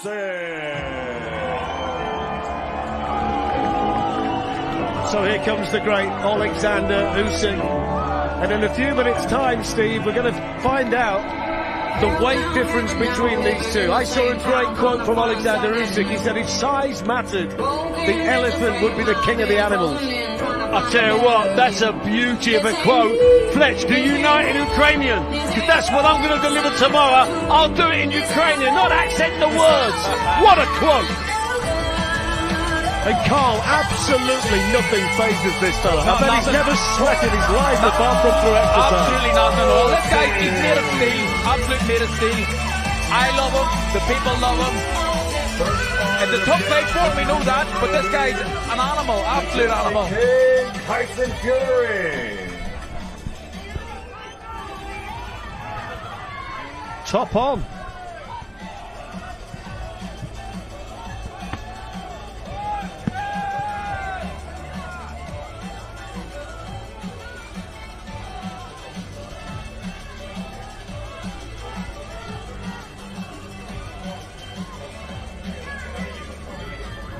£281 for the challenger, the Gypsy King, Tyson Fury. Did they say 281? So he's 4 pounds heavier than Wilder 2. Next on, he's got a bit of gear on the lad. He's got a top on, he's got a leather jacket on, his trousers, so he's got probably a couple of kilo of gear on. He was 277 for Wilder 2. There's things in the pockets and everything there. That's very, very heavy. He was 276 for Safari when he come back having lost 10 stone. Let's find out what Usyk is.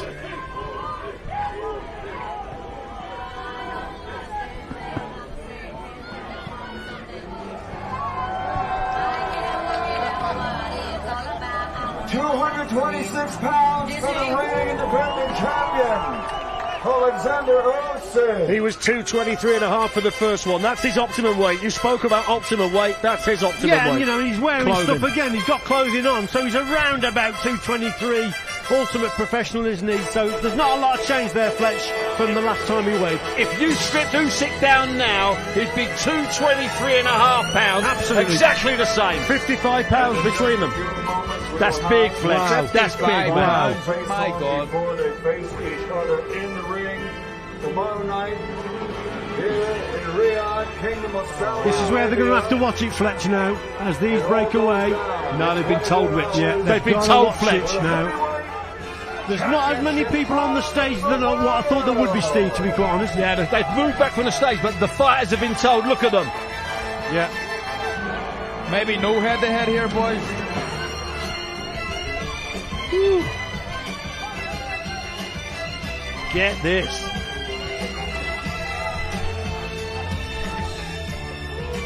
Well, yesterday it was 11 minutes. The stare down between the two of them.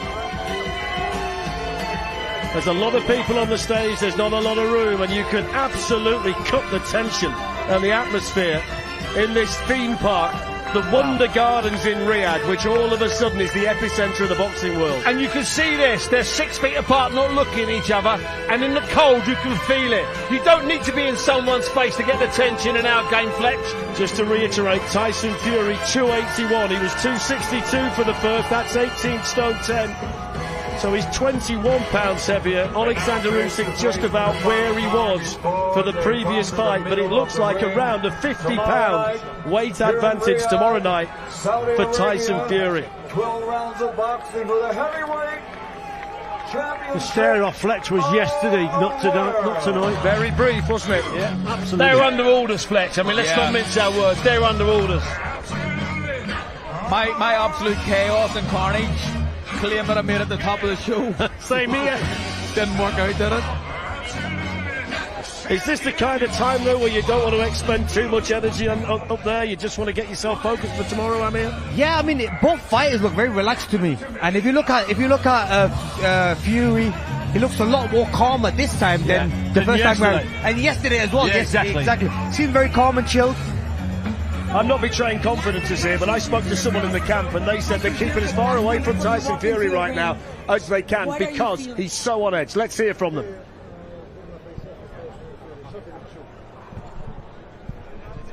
Nothing. How do you handle? None of this gets to you. How do you pull that off? Як ти справляєшся з цим? Воно нічого до тебе не доходить із того, що він намагається зробити. Because my angel helped me, but my God, Jesus helped me, and my family and my team. My wife more helped me. And tomorrow, real quick, I understand your wife will be here. Who will you dedicate this fight to? Я знаю, що твоя дружина вже тут. Кому ти присвятиш цю перемогу? I talk to you tomorrow. Perfect. Thank you. Thank you. Good luck. Thank you. Well, Tyson Fury didn't quite get to speak to us. However, when he left, he said one word, war. And that is what he's promising tomorrow night. So that's the good news, everyone. I've got Frank Warren with me. Frank, I mean, yesterday it was like 11 minutes of a face-off. Today, 3 seconds, I believe. What did you make of it all up there? What I make of it, there's going to be a war tomorrow. That's what it is. Tyson's come for it, come to get those titles back. That's what he's here for. That's what he's sacrificed a lot for. And that is what I believe will happen. He weighed 281 pounds, however, full clothing. But one thing's for sure, he's definitely bigger than the first fight. Yeah, he's heavier, but I think the other guy is as well, isn't he? He also had clothes on, yeah. So there you go. Look, you can look in, analyse it what way you like, talk about it what way you like. Fact of the matter is, tomorrow night we're going to find out who is the best. And you know both of them are coming to fight. It's going to be exciting. That first bell goes, they're going to get down on it, and you're going to see something extra, extra special. Is this a fight that ends within the distance, Frank? In my opinion, it will. In Tyson's favour. Well, there we have it. Frank Warren believes it'll be a Tyson TKO win. Let's find out tomorrow.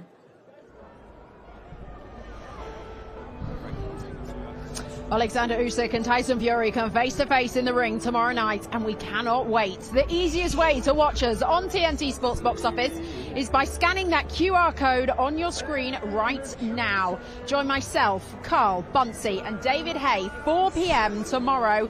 The event is 18+, so there you go. Scan that QR code now for more information and for all of the terms and conditions.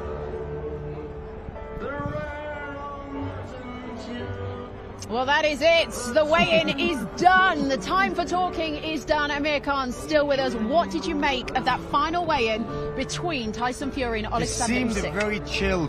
Both fighters know that it's business tomorrow. Yeah. They don't want to use their energy in the wrong way and just want to stay calm. But yeah, both seem very relaxed, and especially Tyson Fury, because I remember the first time he was very vocal when he showed a lot of anger. This time he was like really quiet and he walked away.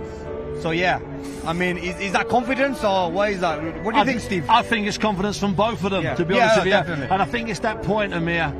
It's all over now. Yeah, Can we just fight, please? Can we just get in the ring and fight? You know, the hype's been so big for this fight, and I think it's time where they want to spend time with the family and they want to get the fight over with. Richie said it. The head-to-head was yesterday. That was the head-to-head. They don't need to do it again. That was the boiling point. But I think the way to Fury, Becky. Let's talk about that. Yeah, yes. because that for me tells you the game plan. Really, I don't think he's going to go back with that 18 stone odd. He's probably 19 stone, Steve. Actually, the heaviest he's ever been. He's going to go forward. He's going to. I think he's going to walk him down, take the shots as he's going forward, and just get hold of him. You can see the tactics now from Tyson, because of the weight. I think he'd be flat-footed walking forward with that amount of weight. That's so heavy for Tyson Fury. I don't think he'll be up on his toes. He'll not move backwards once. I think he's going to press forward and he's going to walk forward. We did think he would be heavier. Did you think he'd be that heavy? No, I thought about 10 pounds or so. I know that it's wearing 2 or 3 pounds of leather coat, jeans and training trainers, but only 2 or 3 pounds. He's maybe 10 pounds or 9 or 10 pounds heavier than I thought. But that's something they've worked on. That's something as Richie's been banging on and Carl been banging on about all week. The weight. That's obviously what they're doing. It has been a long week for them, but are we a bit disappointed we didn't really see more tonight? Oh, stop it. They stared at each other for 11 minutes and 20 seconds yesterday. What more do you want? People cascading off the stage, Becky? I do. Injured people and ambulances? That's what we all thought was going to happen. That's a good thing. I know. Flip me. We're always surprised. Can I just say one thing? This fight was first made in the summer of 2023. They were meant to officially announce it in October when Tyson Fury fought Ngannou, and they did, but it was half-hearted. Then it was cancelled. Then it was rescheduled for February. These guys have had 8 face-offs. 8 face-offs, Amir. Wow, that's a lot. It's unheard of. They both hate each other. Exactly. So it's been 18 months. They don't want to do anything else at the moment. 18 months, 8 face-offs, 1 fight, dozens of press conferences. Tick, tick, tick. Go on, boys. Do your stuff in the ring. All right. No sitting on the fence on this question now. We're going to go down the line. 1, 2, 3. Richie, starting with you. I need a prediction. Who are you backing tomorrow night? Is it Fury or is it Usyk? I've always said Fury. I said Fury for the first one, and I still think it's Fury for the second one. And I really believe that Fury can march him down. He can bring him onto that right uppercut. I think it's the jab and the right uppercut are going to be the danger shots, and the right uppercut for me could do the damage, and I'm going for a Fury stoppage. Wow. Splinters, get ready for this one. No, I'm fully off the splinters at the moment. I've had the pliers out, as they say in the trade. Let me tell you something. I think it's a tight fight and a hard fight, and I just think Usyk does enough. Just think he does enough. But Richie and the rest of the boys that have got that theory, I understand what they're saying. I just think it's Usyk again. I think Fury, and I think that he needs to improve, certainly on the first performance. He needs to be more aggressive. The weight suggests that he's going to be more aggressive, he's going to go forward. I think Fury and a close one. All right, 2-1. And I think Fury as well. I think Fury's going to put the pressure on him. He's going to push him back. And I think the weighing just says it all. How much weight he's put on for this fight. He's going to push him back and he's going to try to hurt him. And maybe try to get that stoppage. Yeah. All right, well, there we have it. 3-1, Tyson Fury, Usyk. You know what, I was going to ask you, but I wouldn't dare do that, Becky. That would be really cruel, putting you on the spot like that. I'm impartial. I will, yeah. Best of luck to both fighters. Just a reminder, the weigh-in is all finished. So, next stop, it's the Kingdom Arena tomorrow night. We cannot wait for this. The rematch between Oleksandr Usyk and Tyson Fury, less than 24 hours away. Scan that QR code on your screen right now. Go on, do it. You do not want to miss this fight. Everybody is talking about it, and you need to be with us on TNT Sports box office. It is an 18+ event. All the T's and C's, they are available on that QR code and on our website. 4 p.m. tomorrow is the time that you need to be setting your, I don't know what, clock, watch, alarm, however you do it. Just make sure you join us at the Kingdom Arena. Richie Woodall, thank you very much. Steve Buds, Carl Frampton, and Amir Khan, thank you very much for joining us. I hope you enjoyed that. But as I say, I can't say it enough. Join us tomorrow live from the Kingdom Arena. We will be there. Darren Fletcher will be there. David Hay will be joining us. It's the only place to be tomorrow, 4 p.m. We will see you then. He gets smashed faces on me. Really bad. Yeah, man.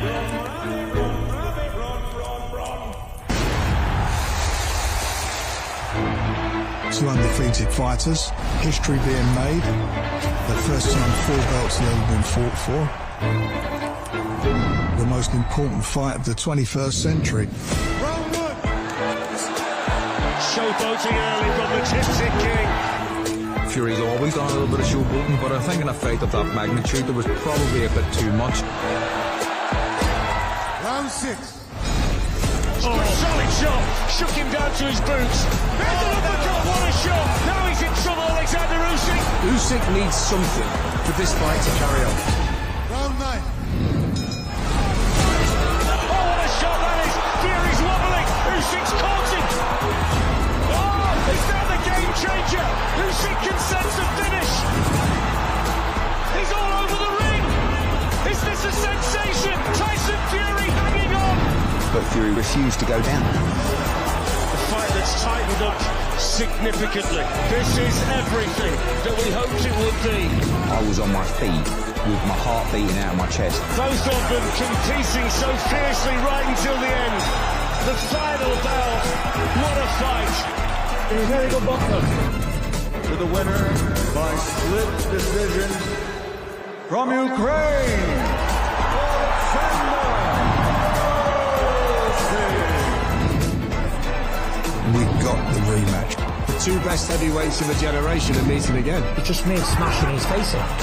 My friend, Really.